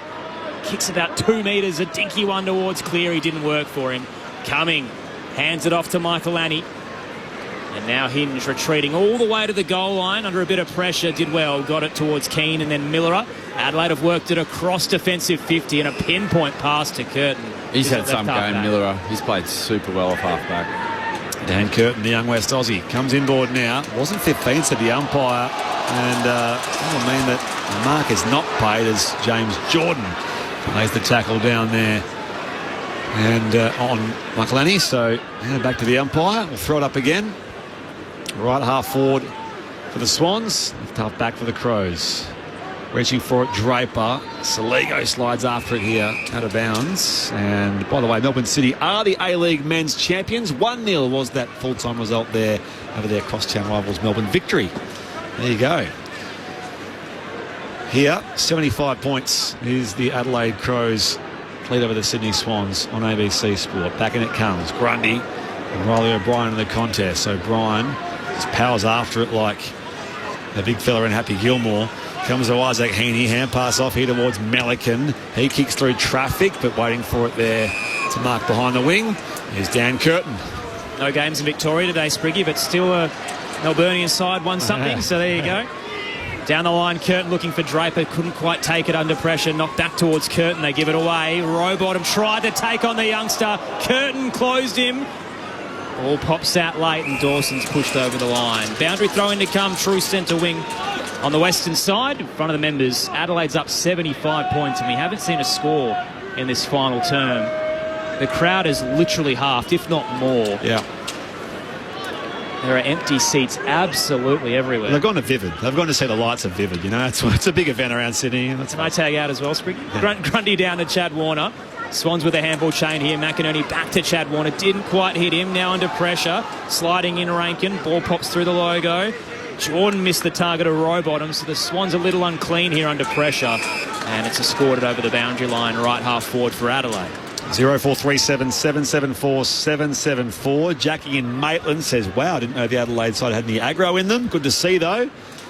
Well, they've brought a bit of that tonight, but just more polished overall, haven't they? Yeah, hungry. They've been hungry and competitive and just, clean. Heaney goes it forward here. Miller gathers for the Crows. Slips the tackle there of Heaney. And also Rowbottom as well. So good effort there from Miller. Comes to Berry, and now the captain, Jordan Dawson. Pumps it long inside 50. 2-on-1 as Mitchell comes in. Rampy roves it in defence here for the Sydney Swans, and now sends it outside defensive 50. Looks to find Cleary, the sub. Come off his chest. Crows with numbers. Hinge got his hand pass away. Comes back here for Cumming. Tap back here, Nilborn. Couldn't quite get the check side away. Under some pressure there from Rampy. And now the snap does come, though, from Keys. And that might just get there. Ben Keys for his second. Party time continues here for the Adelaide Crows.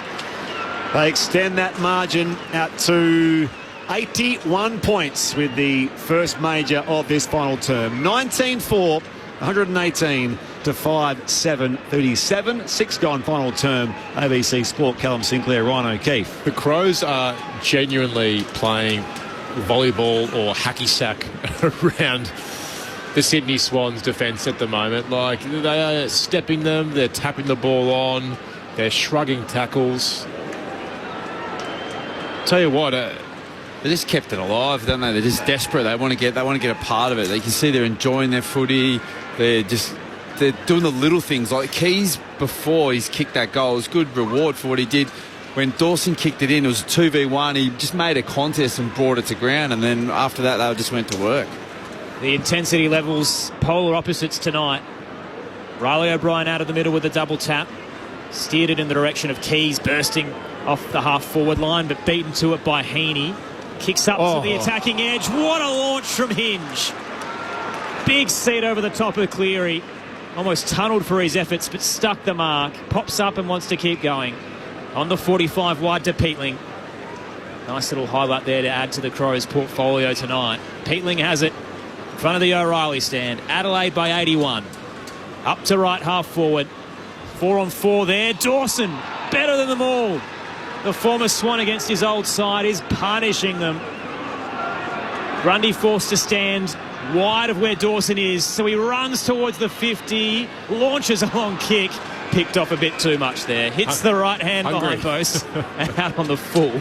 Adelaide by 81, Saturday footy on ABC Sport. 81 points.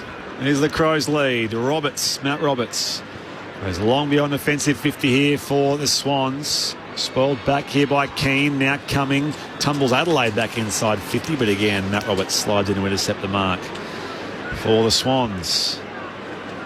You can say now all the crowd numbers that have thinned, it's mostly Adelaide fans that have stayed around here and in large pockets of the SCG. There's quite a few of those. Up the outer side, towering grab taken by Mark Keane. Keane got a Swans jumper on tonight. Like, they just kicked it to him all night. It's unbelievable. Disposal 20. We'll see where that sits in his log. He heads wide to Cumming. Just behind right half forward. Adelaide by 81. Cumming drills it low and hard. A bullet pass. Rampy saw it coming. Big double fist into the 10th row. Massive smash. We'll get a boundary throw in on the paint of 50 for Adelaide. He's frustrated tonight, Rampy. I just saw Isaac Rankin get into him. They've been very verbal towards his way, and it's significantly got under his skin. But you can just show that's a pain. Like, that should be a mark. Yeah. You know what I mean? Like, if you're confident, you go bang, I'll take that, then you generate.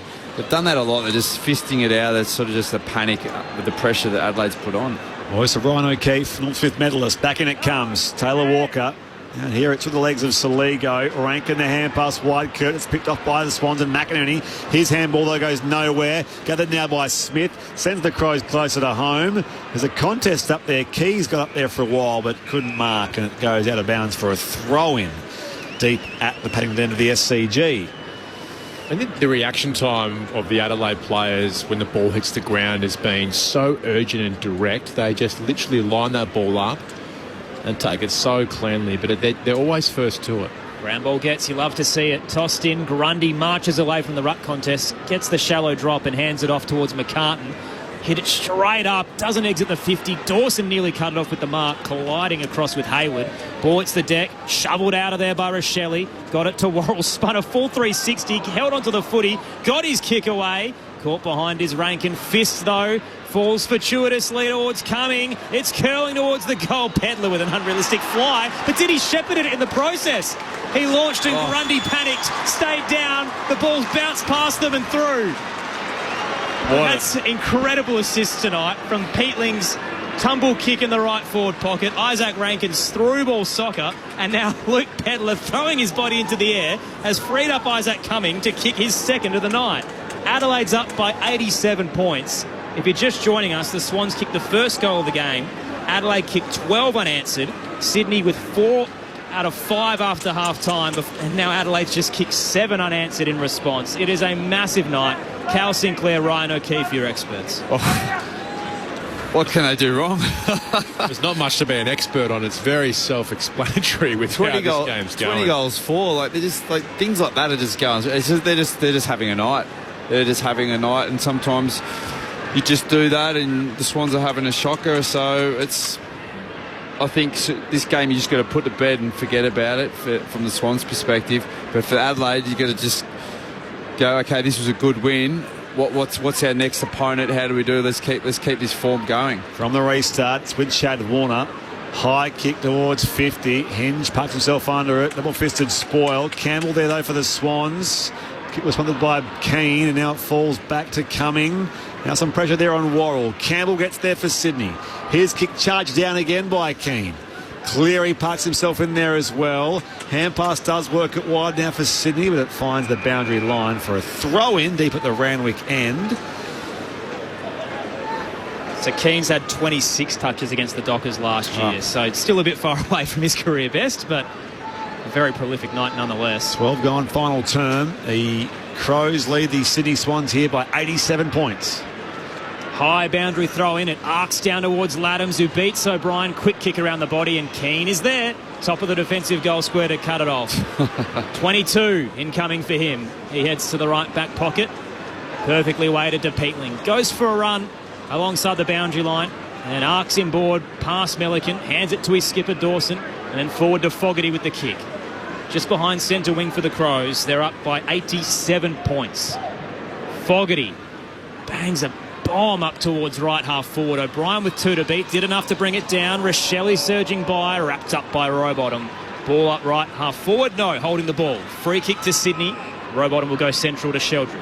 This is potentially their 4th biggest loss at the SCG ever for the Sydney Swans. This kick turned over again. There's Cummingwood up there for the Adelaide Crows. And now on the outer side, it's wrapped up out there for a ball up. So you look back at last year's game against Port, the 112-point result, Adelaide Oval, which it's amazing they got to a grand final, of course, the Sydney Swans. You don't see many sides lose by nearly 20 goals, but that was late last season. Tackle there from Rowbottom on Berry. And again, the umpire says, give it to me at half forward here for the Swans, who trail by 77 points. By 87 points. It goes again. Sock it away there. Dawson straight to Chad Warner. Tumbles it inside forward 50. Keane slaps it away in space there. Ball in dispute gathered by Mitchell. Back to Chad Warner, who straightens up from 45. Not straight enough. Through from on a score. Swans are 5-8-38. Adelaide 24. 124. 14 gone final term. They used to actually clap the behinds here. Back in the 80s and 90s when the crowd weren't as educated in AFL and Aussie rules, they used to clap every score. Yeah, or when they lost 23 in a row, back then in the 90s. A bit like that tonight at the moment. I think they're very educated this evening as to what they're seeing. Brodie Smith bangs it up towards the western wing. Free kick on the drop. Holding going the way of Milliken. So Adelaide's biggest victories over the Swans, 89 and 90 and 90, 97 and 6, which were prolific years for the Crows. Long ball from Milliken into the 50. Gee, it had carry. McLean brought it down, then gathered the crumb, but gave it away. Keane kick, just the required 15 on the 45 to Berry. Reckon he got a free kick for his trouble, but they'll take the advantage anyway. Berry to Peatling and then Cumming in the right back pocket. Turned into a bit of trouble with Lloyd. Takes his time, though, and tries to find a gap. His kick up to Draper, who dives forward and underarm paddles it over the line. Fans wanted deliberate. Instead, it'll be a boundary throw-in. So we're heading towards a historic win for Adelaide if they can push past that 90 mark. It's currently 86 points. Percentage boost as well for the Crows in that top 4. They'll establish themselves as a true contender. By tosses it back in. One of the most faithful Sydney fans have stayed around for this. Warner runs into traffic, dispossessed. Umpire lets them play. That was Chad Warner. Gathered here by Berry for the Crows. Neil Bullen and now work forward. On this occasion, it comes down to half forward, and that will be deliberate. So deliberate, says the umpire.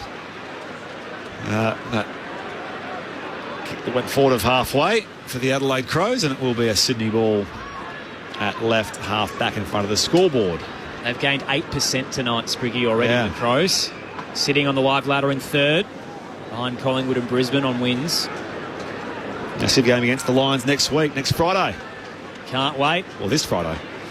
Corbin Middlemass coming across for the call. Should be good fun at the Adelaide Oval. Rampy swings it across the half-back line to Mitchell. Nice pass down the line from the third gamer. Hits Hayward on the logo. Running across, he can give it to Corey Warner. Thrusts it to right half forward. McInerney takes his time off his step, places the kick. Tried to put it in the path of Campbell, darting across. Sheldrick tried to make an effort as well, but Rochelle got there to knock it over the line. I think the one thing about the Crows is they haven't conceded, Ryan, as well. You think in games like these that, you know, towards the end you just kind of put the cue in the rack, but they're just still desperate, putting the spoils in. Voice of Callum Sinclair on ABC Sport, former Eagle and Swan. Down it comes, Laddams off to McInerney, and now Rowbottom is there for the Sydney Swans as well. Ball's a kick inside 50. It's missed its target and goes out of bounds for a throw-in. I think when a team's playing well, there's competition for spots. So the players are doing everything they can to say, hey, look, I want to stay in this team. This team's going somewhere. So that's probably why you're not dropping your bundle or doing the things that aren't pressure the one percenters that get rewarded because you want to stay in the team. On the ruck tap, Chad Warner roves it and snaps and misses across the face. And there's more cheering for the sparse crowd here at the SCG. I wonder if Rosie's still here. She was watching at the SCG. Says every single game this year the Swans players are slipping over. In contest, not in contest. What's wrong? Every single game. It was really dewy out there, Spriggy, when we went for a pre-game walk. So you slipped a few times, I saw you. I found it a little wobbly.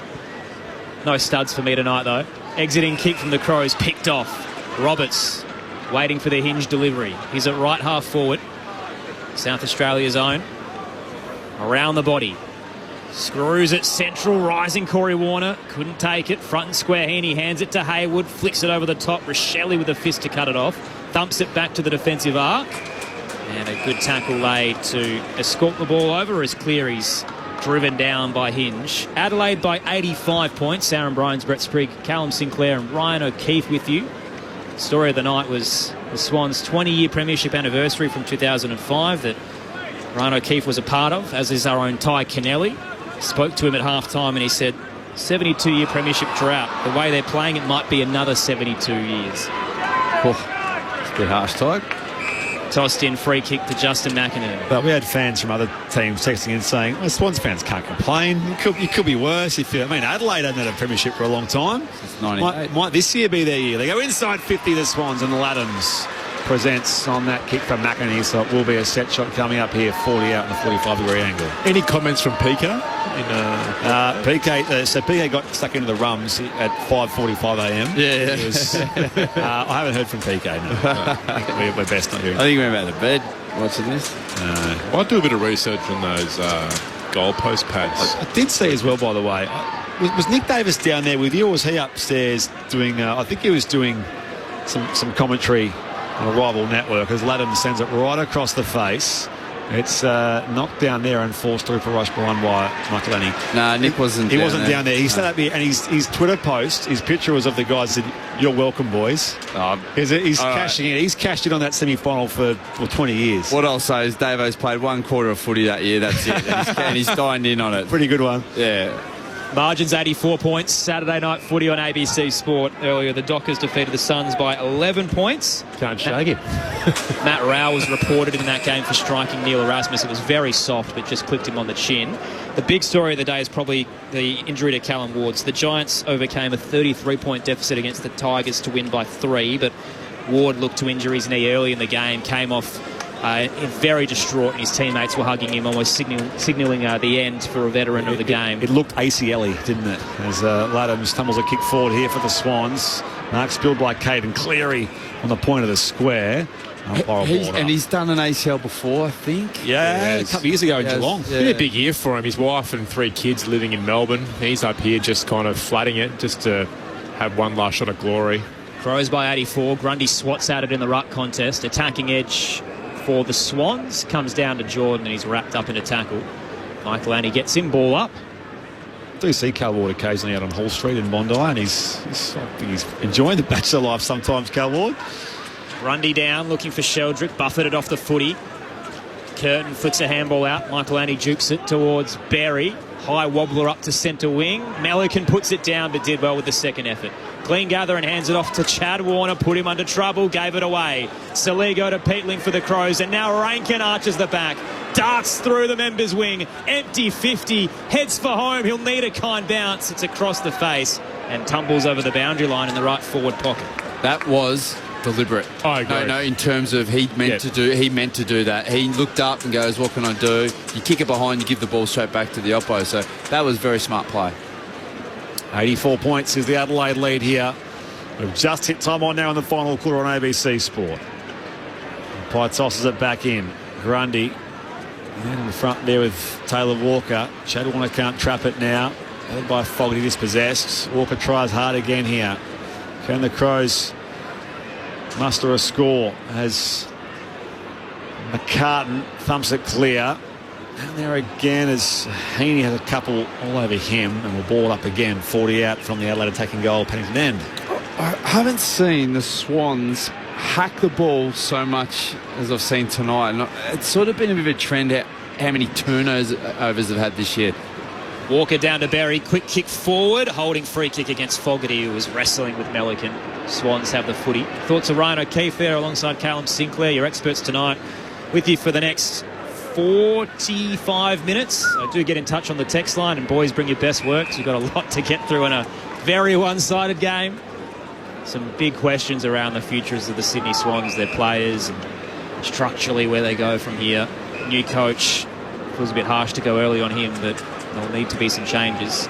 Cross defensive 50, McInerney to McCartan, and then Rampy with a short pass to Grundy. I've spoken to a few people in recent weeks about the succession plan at Port Adelaide and Josh Carr coming in, and numerous members of the industry were saying it takes a good 5 years for a new coach to settle in.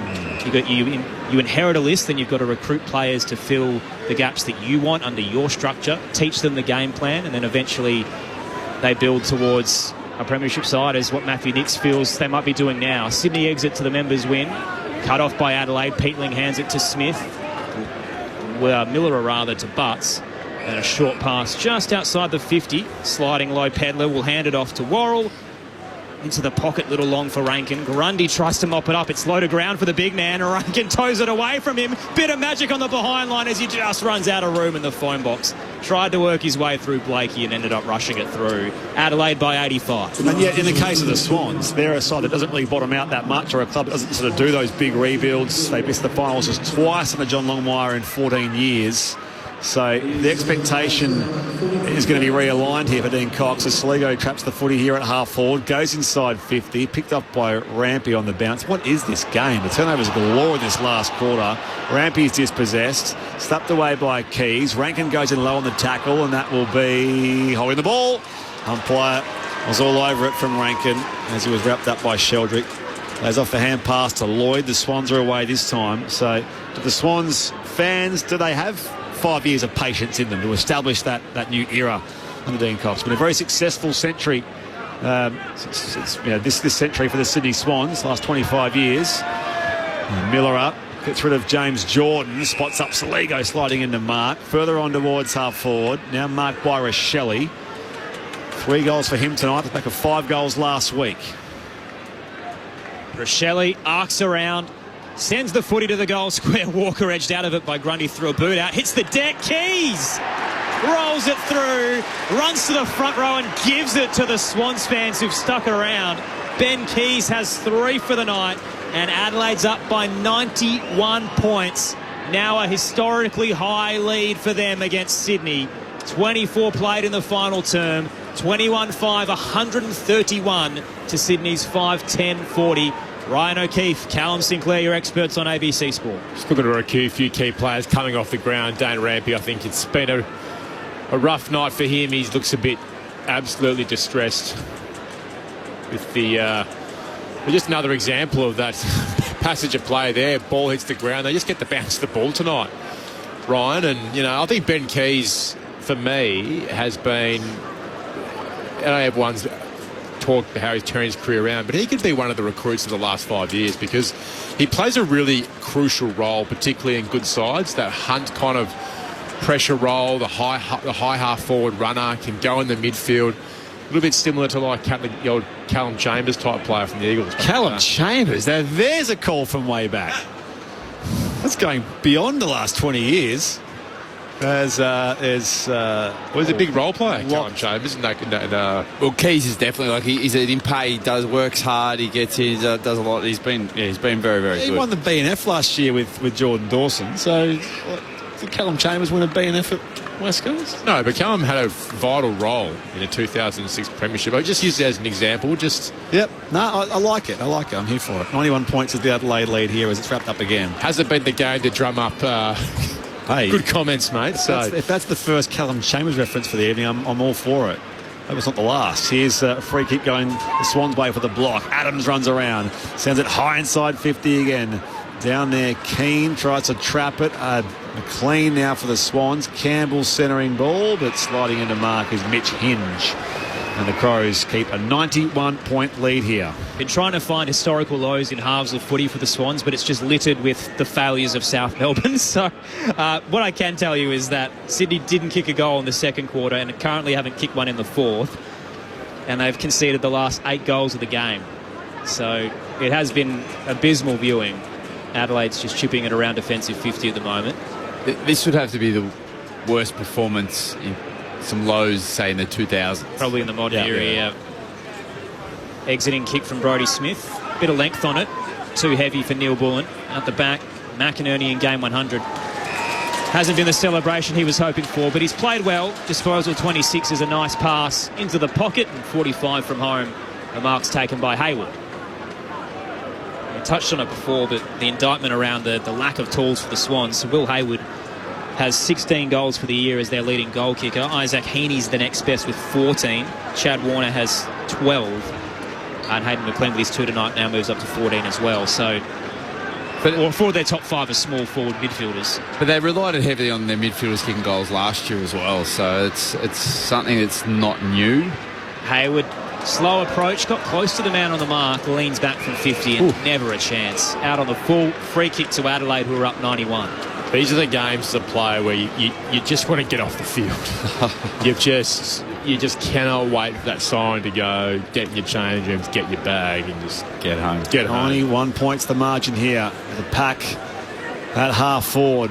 Walker tries to slap it along here for the Crows. Miller up through traffic. Throws it on the boot. Blakey back with the flight. Quick hand pass off to Melican. Swans back on the overlap now. Going inside 50. Kick was too deep for McLean, but there was a shove. A push in the back, which will go the way of Hayden McLean. With a full recap here at the SCG. Recap the day as well. Look ahead to tomorrow. Sunday in around 12. The crowd was 35,000 plus. Wouldn't be a third of that now. Hayden McLean. 2 goals so far tonight. I mentioned he came back into the side last week. The goal. Trying to lock down that key forward spot with no Joel Amati. No Logan McDonald as well. It's not quite got the carry, and it's knocked through for a minor score. The Swans 5-11-41. Adelaide 21-5, 131. Equal worst deficit against the Crows, dating back to 1996.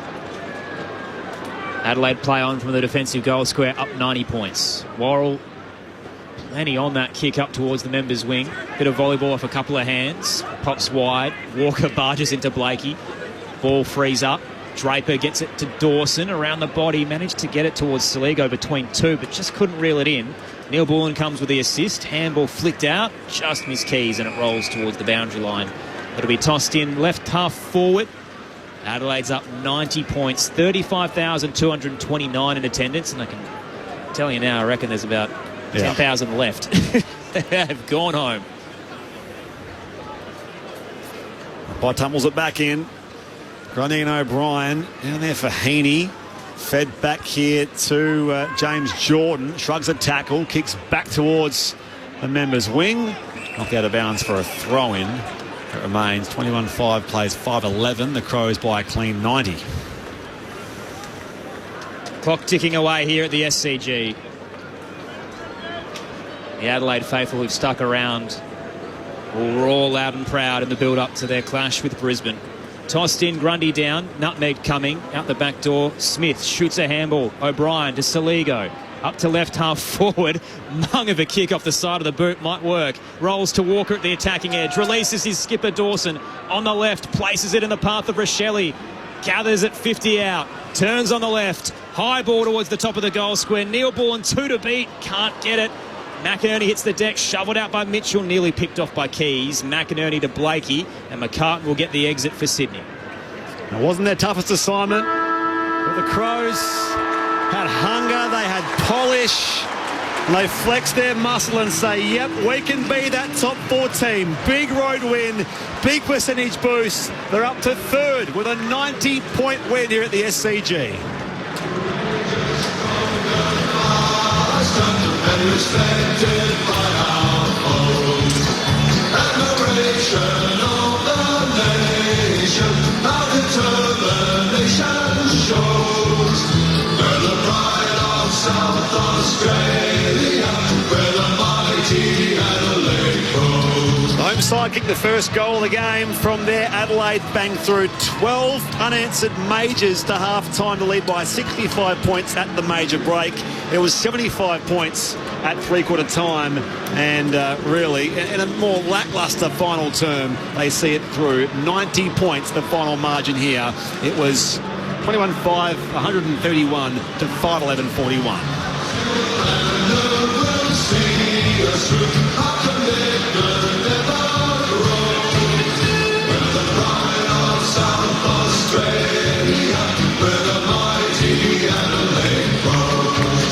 Yes, the pride of South Australia, where the mighty Adelaide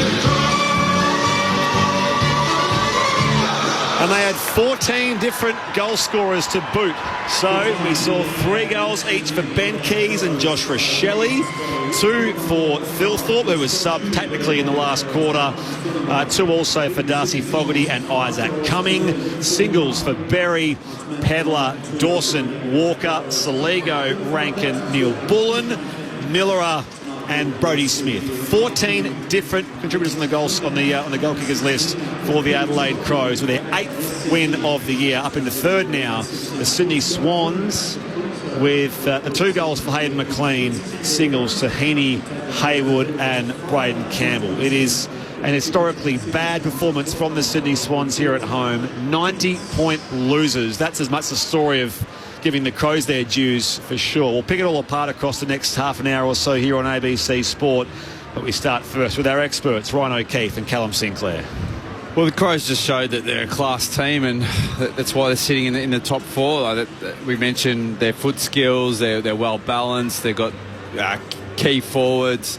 It's hard to really fault them there. Is that because they played super well and the Swans are really, really poor? Or I don't know. But what I did come out of this, and we sort of have spoken about the Swans this year, about how many turnovers they keep doing.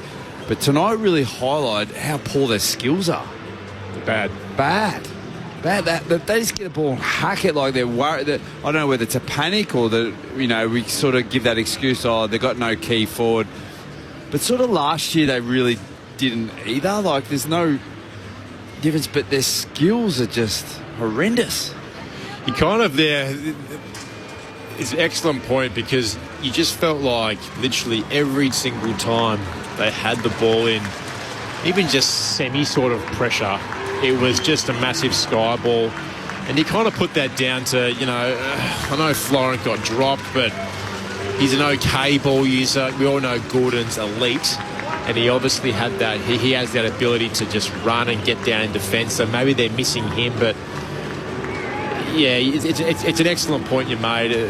Their skill level tonight, I don't think I've seen it that bad for a number of years, because last year their delivery, particularly inside 50, was really outstanding. And I wouldn't say personnel's changed. I know they've had injuries this year, but I wouldn't say personnel's changed overly that much. But I must say, though, the pressure in which Adelaide put on was probably a factor in a lot of that, because their pressure was elite. I don't know what the numbers were in regards to the pressure rating. Maybe, Aaron, you can have a look at that for me while I'm talking this through. But guys like Keys, Rankin, Rochelle, their midfielders, they were just hunting and they were after them. And you just felt like that's kind of the Swans football, the Swans brand that they've kind of built themselves on, or they'd like to think they've built themselves on. But mate, it was a tough day for the Swans as a club, not just as the playing group. Well, they had half their fans leave halfway through the 3rd quarter. Now that is a pretty big statement on Saturday night footy. Terrific conditions at the SCG. It's pretty ordinary. Well, the Swans had 79 turnovers, so that's 70 times you've given the ball back. And Adelaide had, I'm not sure how this stat sort of intertwines or how related, but Adelaide Crows had 79 intercepts on Swans ball. Like, that's a huge number. Like, you're working hard to get the ball and you're just giving it back, or you're turning it over. Like, so that's sort of where it stands. Like, you work hard, and I thought the Swans' pressure and their intensity early was really, really good. But when you keep turning it over and giving the ball back to the opposition, eventually the down wall breaks, and it's just like you just can't keep defending all day. On a positive note, if you're Matthew Nicks, Ryan, you've spent a little bit of time at the Adelaide Footy Club. Like, you're going into the rooms now. What would you say are the top two most pleasing things that you saw from today from the Crows? I thought their pressure, you mentioned about their pressure, and their even contribution. They're not reliant on one or two players, and you say that's a great team effort. You can go through every individual, played their role, right down to the end, doing those desperate little things that cause the turnover or put that applied pressure on. So, look, from that, it's just a really good team game. And Aaron, we actually spoke a little bit off air. Sorry, Spriggy. We've got the Crows who have shared this win with their fans that have smattered around the SCG. They've made their way down the race, and this is a big road win. Declan Byrne waiting for them in the winners' rooms.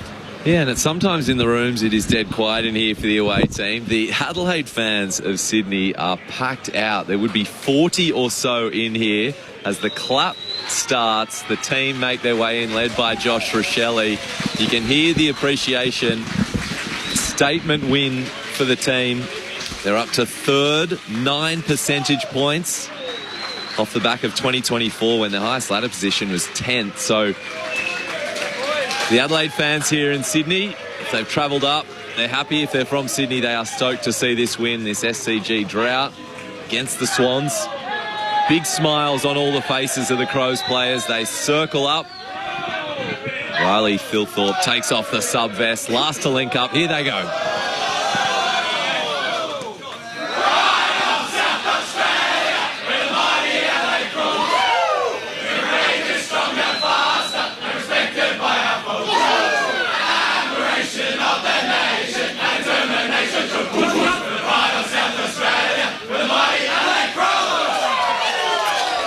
Thanks, Declan. Back to you for a reaction or interview from the winners' rooms very shortly. Keep your texts coming, 0437 774 774. We'll get amongst it very shortly with the Adelaide Crows in their rooms. Hi, team, says Fran. It is a stark reminder of how any side can fall down. Swans will come back in time. I'm sure it feels a long way away for their fans, but yeah, we'll pick up the Swan side of things very shortly as well. But the Crows, massive winners here by 90 points at the SCG. They were certainly brilliant. We were speaking a bit off air just about Riley Philthorpe's, and you were actually saying that since you're on the ground more in South Australia, he was getting a ton of feedback early part of his career. But me and Ryan just noticed the amount of running that he was doing and just getting from contest to contest. Terrific hands. Tom McCartan's not an easy player to play on, but just kind of curious to know on the ground at NSA, was it a pretty big statement that made to him in the early part of his career? He's a monster. So, and I kind of put it into pre-beard and post-beard Riley Philthorpe, where pre-beard came into the system and was essentially told, look, go back to the twos and work on your contested marking. And he came back emphatically, listened to the feedbacks, turned it around, and now he's one of the strongest forwards in the game. Down to you, Declan. Standing next to Wayne Miller here. Wayne, what a win. How are you feeling? Yeah, awesome. I thought it was a really good team performance. First half was amazing. Pretty even contribution from the group, and just good to get a very strong win on the road. 90 points against the Swans. Are you surprised at how dominant you were? I guess we wanted to bring in, and we had an emphasis on contest. I think that really stood up in the first half. They got on top of us a little bit in that first 10 minutes, but was able to get it back in arm wrestle and really stood up. But outstanding effort from the boys, and on the road was one we've struggled with in the past, and it's really nice to see. As you're playing out there and you can feel yourself on top, what were you picking out that was such a strong suit tonight for you guys? I think it was like I said, a very even contribution from all of the group. Everyone played a role. Particularly, I think the forward pressure and the mids, their pressure was unbelievable tonight, and it was able to set up behind the ball and get intercepts and go off that. But they were really good today with their forward pressure particularly. How about for yourself? A tough season in 2024. How excited to be able to play every game and get on a bit of a roll? You guys are sitting third now. Yeah, it's been awesome. I sort of hated last year sitting out and just watching footy, so it's good to be back playing with the boys. And I love this group, and I'm pretty excited to see what we can continue to do. We've got two more big games before the bye, so we'll get stuck into move on from this one pretty quickly. And we've got Brisbane this week, so it's going to be another test back home. So we'll look forward to that. We'll head upstairs to our ABC Sport experts, Callum Sinclair and Ryan O'Keefe. G'day, Wayne. Ryan here, mate. Good to see you. Good to see you back playing some great footy, mate. It's really, really pleasing to see. Great win by you guys. What's sort of been the build-up? Like, obviously, Nixie's been in charge for a few years now, but what sort of, as a group, really now have sort of believed his philosophy and where he's taking the team and all that sort of stuff? Yeah, I think it's been a gradual build over the years, eh? Like, we've been able to continually grow. I think, bringing some guys in as well, that's helped with, Pete's, Cheese and Nibbler, so they've really helped strengthen our group. But, tonight was just a really strong contest focus, and we thought that we really brought that pretty, like, just a wet weather footy game almost. We was really emphasis this week on contest because they got beaten up last week, so we knew they were going to bring it. Cal Sinclair here. Just a question for you, just in regards to your forward line. You've got just we're just commenting in the box, just the balance of keys and small forwards. You must be just so pleased looking up and just wondering who you can actually kick the ball to, because I think tonight you had over 14 separate goal kickers. You must be incredibly pleased with the spread of contributors in the forward half. Yeah, definitely, and that's one thing we focus on too. If if you're not in a good spot, you can square it up to someone that's in a better spot. So yeah, it's awesome, see when you're looking up forward and you've got Filthy, you've got Tex, you've got Fog, and then you've got the smalls there, Rash, Nibbler, Ranks is there, Keezy. Everyone can kick goals, and we've got some midfielders that can kick goals as well. So it's pretty pleasing to see. I think that someone said that was an equal club record. So 14 different goal kickers was pretty nice. Wayne Miller are with us on ABC Sport. Wayne, it's Aaron Bryans here. It's really easy to panic when you lose close games against premiership contenders, but this club has very much been a 1 week at a time kind of approach this season. Your close loss to Gold Coast, you had Geelong as well, the Fremantle loss. You've got Brisbane on Friday, as you touched on. What are the lessons that you've learnt that can get you over the line now and make you take that next step? Yeah, we come out of the game against Collingwood, and it was probably, when you're playing them good teams, it's it's going to be a bit of a grind, and there's going to be momentum shifts, but the main thing was just taking your moments. So that's one thing we'll look to take into Brisbane this week.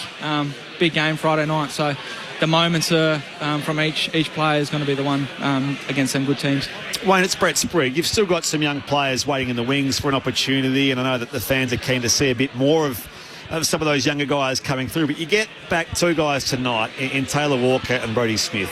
What does having that amount of experience and those guys back in the side do on nights like tonight? Yeah, you just know what you're going to get from them. They've been playing. Tex had the rest, but Smithy's been playing unbelievable in the sample, and you just know that when he comes in, he's gonna play a role and he's gonna do his thing. So you know exactly what you can get from him, and yeah, the experiences you can't buy that. Got a little bit heated tonight, Miller, at a couple of times. Josh Rochelle, the cheeky one amongst it all. Can you tell us?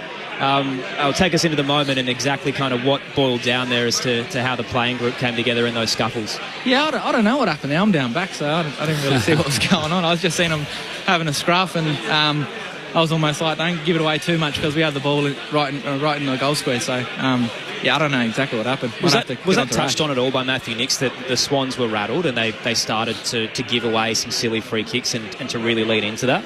No, it wasn't touched on by Nixie, but you could sort of feel it as a group. When we were all over him in the first half, and they were sort of a bit of a rabble just hearing from them on ground. So it was I guess purely based on how we was playing, how we performed, able to outwork them in the contest and get it forward and give our forwards a chance. So I thought it was really good tonight. This has nothing to do with you, Wayne, but tonight was all about the 2005 celebrations for the Sydney Swans, and of course your coach played at the Swans for a long time, but also that was his last year. Did Nixie allude at any stage through the week to, I guess, the occasion here for the Sydney side of things, or did he mention it at all? Nah, it was all business tonight.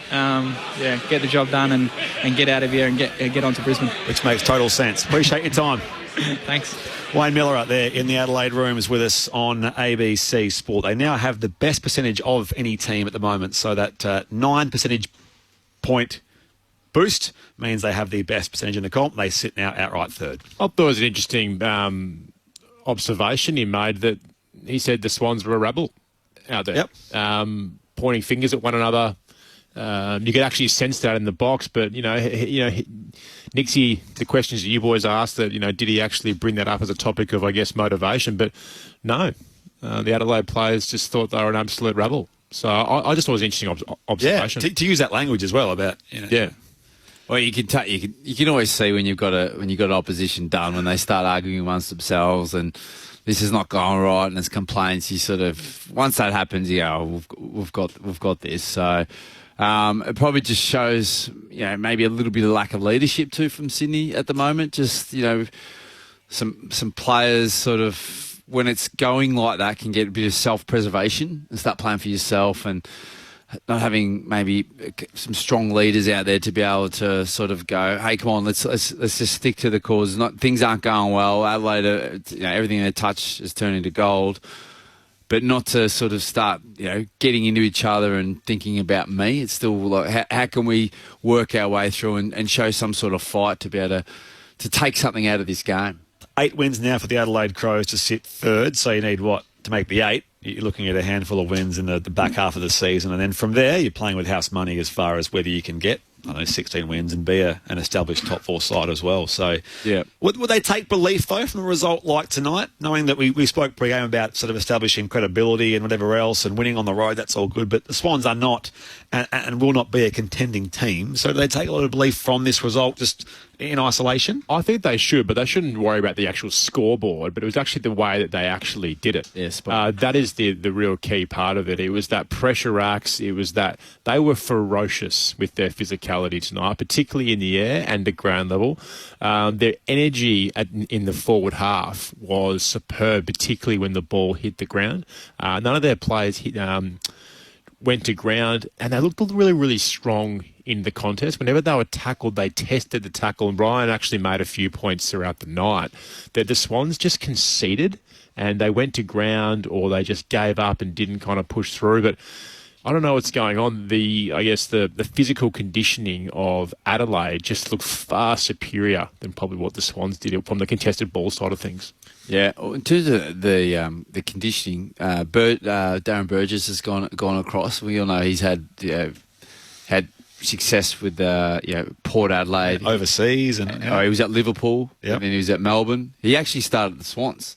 So when I first was at the Swans, he was that. So whether him coming on board too has made the Crows gone up again. They look powerful. You know what I mean? Like he's one of the sought after high performance managers, in the world. So to get him is a big boost for Adelaide, and you can just see that the way they play, the way they ran the game out, the strength, the power, that sort of stuff. The off-field matters as much as the on-field, and you throw in Neil Barman as well on the board, Murray Davis as the coaching director. These are some really senior figures who can help what was a young club at the time with a new coach start to find some rhythm and build some chemistry and get that culture. And that's a really good point, because a lot of people see a football team as the coach and the players, but it's the whole club is so important, and the whole club needs to be on the same page. The whole club needs to be in harmony and working together to build something, and it does take some time. I think we mentioned before about the 5-year thing. I think that's his 6th year now. So. Yeah. So that's for a new coach. Now this. With say Cox or Hinkley Carr succession plan. Yeah. I think that's a little bit because you're not inheriting a whole new coach, a whole new thing. You're not.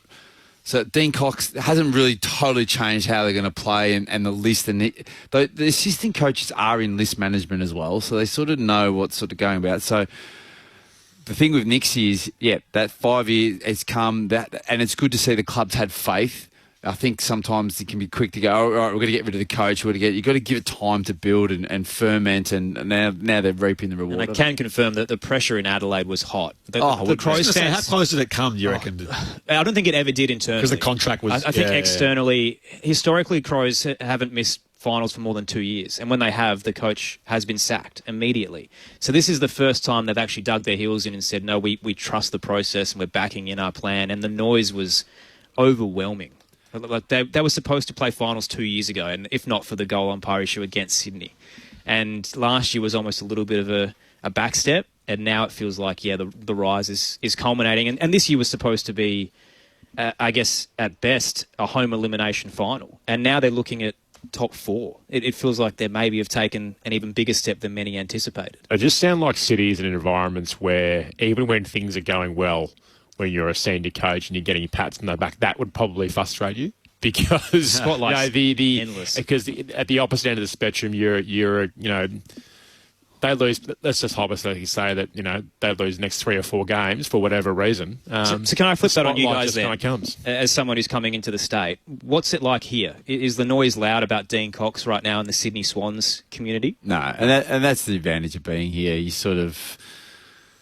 There's no noise, there's no pressure. You sort of get about, which can be a good thing, and that's why a lot of players come here that have been in that pressure cooker and love and thrive and love it here because you can just get on and play. You don't have that sort of, pressure. But then sometimes you can get away with stuff, and you haven't been put under the spotlight, which might go, hey, I've got a point there because.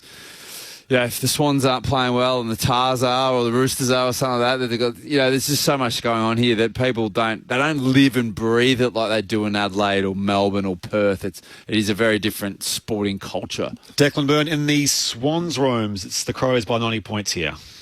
Yeah, I've got the skipper, James Rowbottom. Appreciate your time, James. I know these ones aren't fun. How are you feeling? What went wrong tonight? Obviously, probably embarrassment's the first word that comes to mind. It's been an issue for us a lot of this year, is our inconsistency throughout games and quarters and week to week. And this one, I know it hurts for all supporters as much as it does us, and it's something we'll try and rectify in the weeks moving forward. What were the messages from Dean Cox throughout the game and then at the end? Yeah, just that we need to be better. Our standard in our contest and our tackling efficiency is chalk and cheese when we do it well and when we do it poorly, and it gives the opposition a highway to goal at sometimes and puts our backs under enormous pressure, and it's hard to play a game of footy out of your back half the whole time. And the message from Coxie was pretty clear. It was all about our contest and trying to get it going forward off the back of that, but we weren't able to rectify what happened in the second quarter. You could see the frustration out there. You as a leader, what are you trying to do to try and keep a level head with the group? Because obviously things weren't going your way and you weren't happy about it, but what do you do out there? Yeah, it's obviously hard.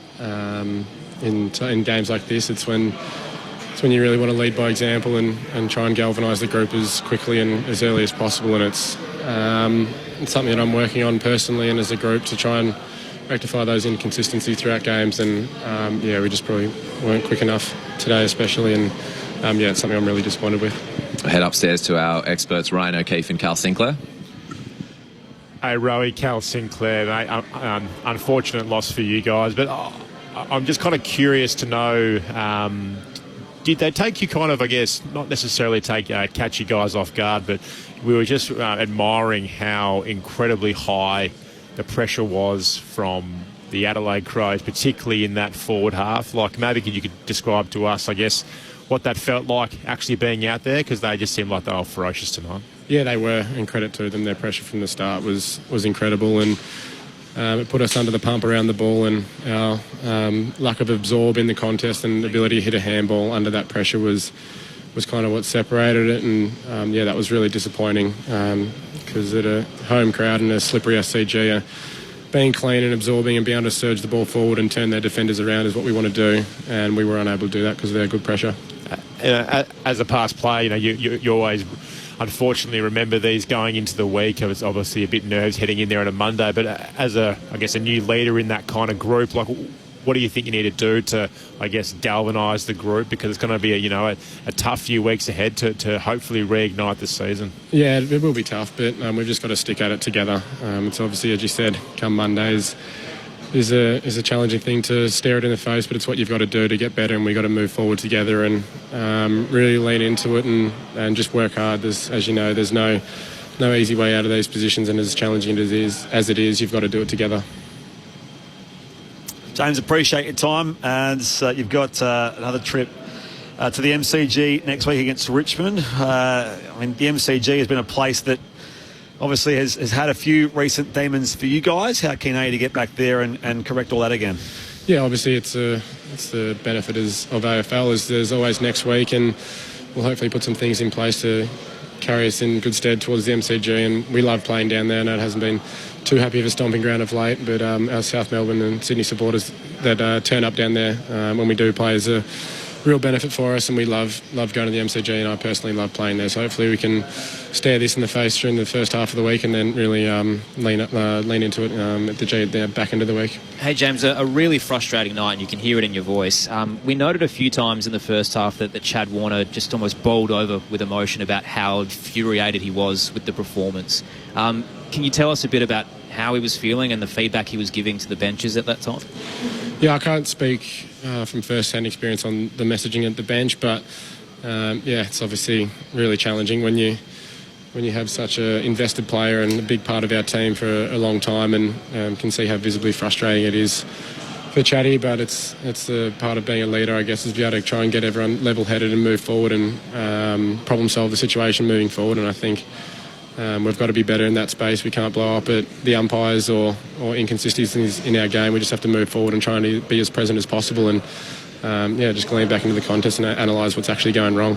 How keen are you guys, just lastly, to bounce back for Dean Cox? Because obviously there'll be a spotlight on a first-year coach in a time like this. Yeah, obviously we absolutely love Coxie and the way he goes about it, and I'm really, really just disappointed in the way. Like I really would have liked to have responded off the back of obviously a disappointing game last week. So to double down and have two bad losses in a row is, as I said to start, I think the first emotion is probably embarrassment. But as I said, you've got to go forward together and look it in the face and move on. Appreciate your time, James.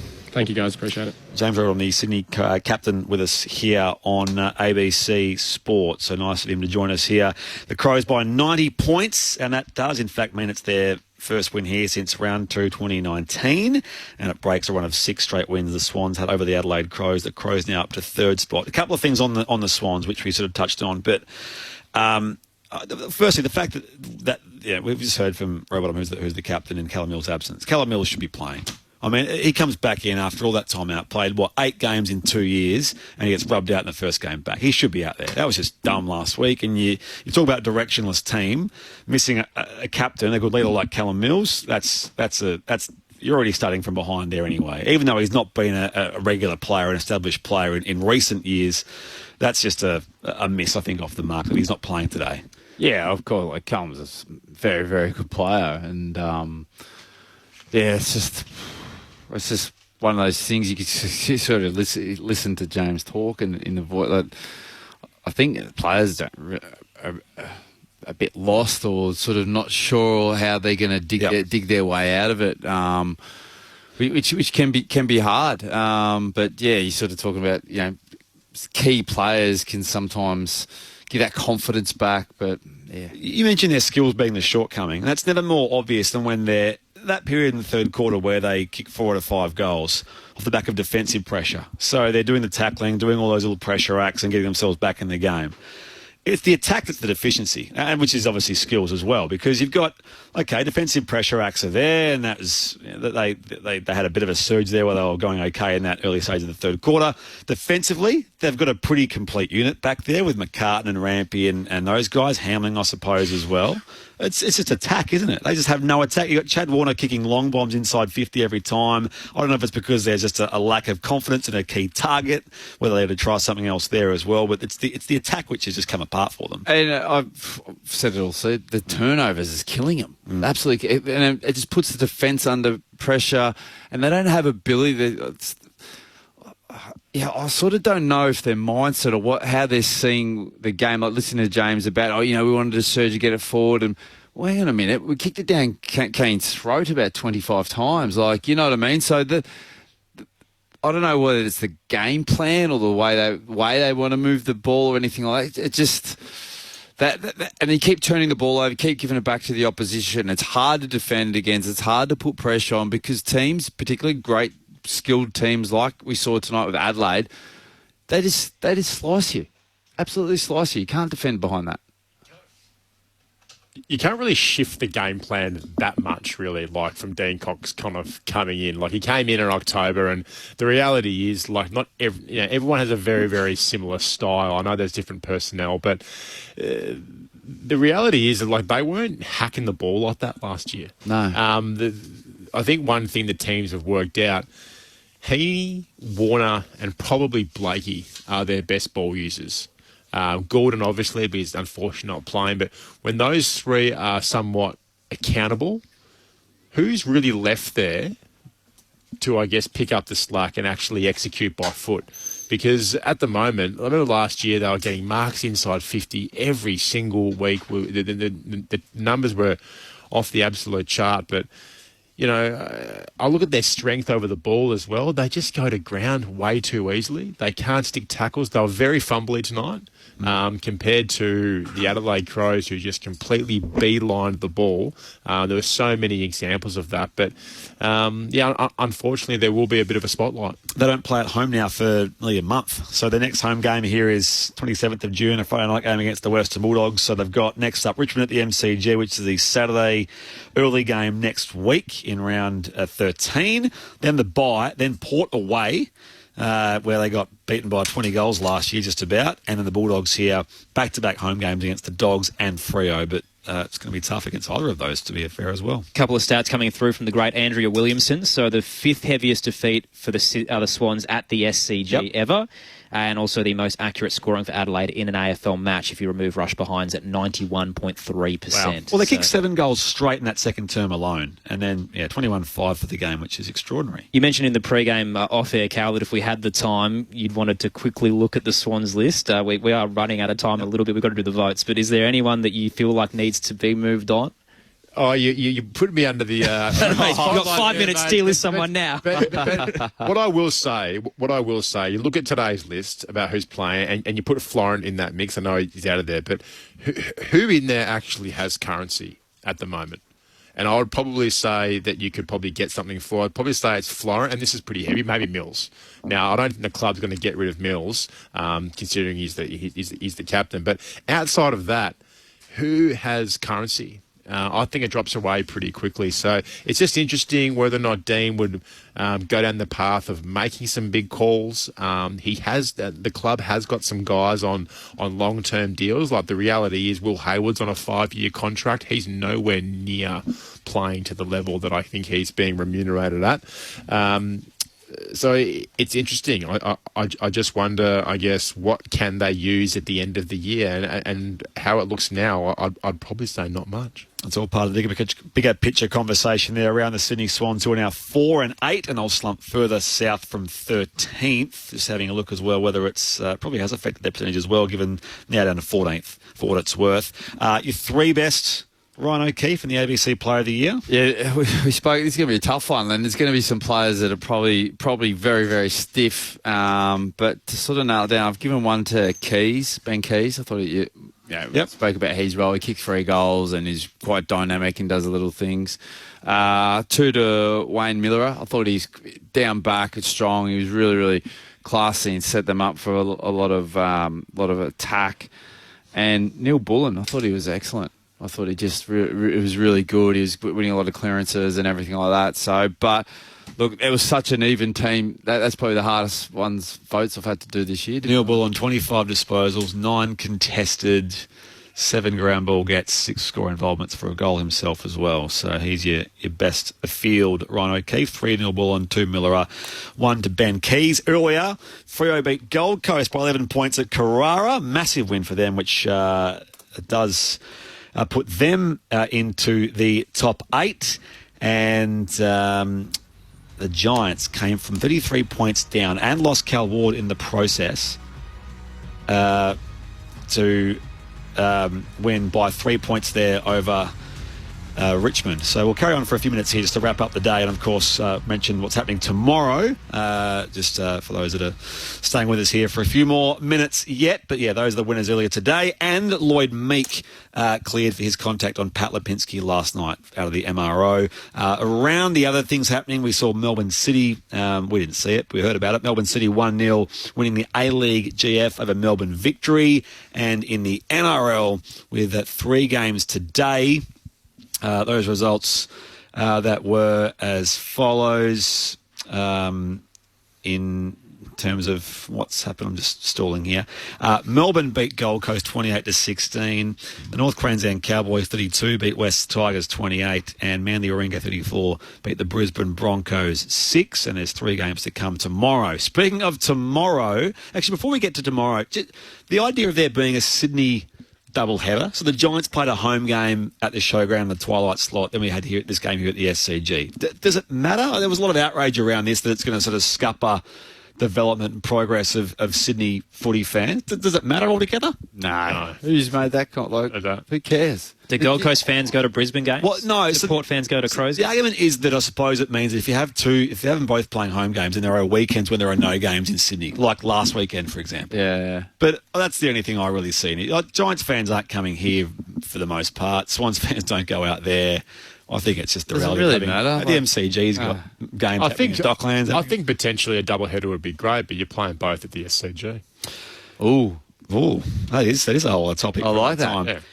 Tomorrow, on from midday Eastern, Matt Clinch and Cameron Ling with AFL Sunday. Then the Footy Forum from 1 o'clock Eastern for an hour and a half. Of course, the usual slot. And then from 2:30, our pre-game build-up for the game in Alice Springs between Melbourne and St Kilda. And that rolls into West Coast versus Geelong. It's a Sunday night game. It's a public holiday over there on the Monday in WA. So the pre-public holiday game there, West Coast and Geelong at Perth Stadium, is what's to come tomorrow. Of course, Carlton, North Melbourne, Port Adelaide and the Bulldogs having the bye in AFL Round 12. Here tonight, 90-point winners.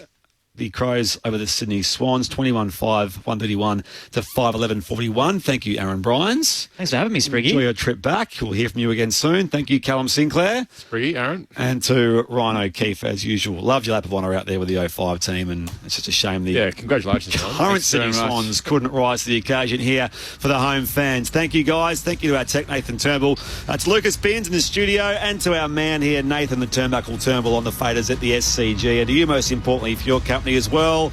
There's still some footy to come tomorrow on ABC Sport. We'll hear from you then.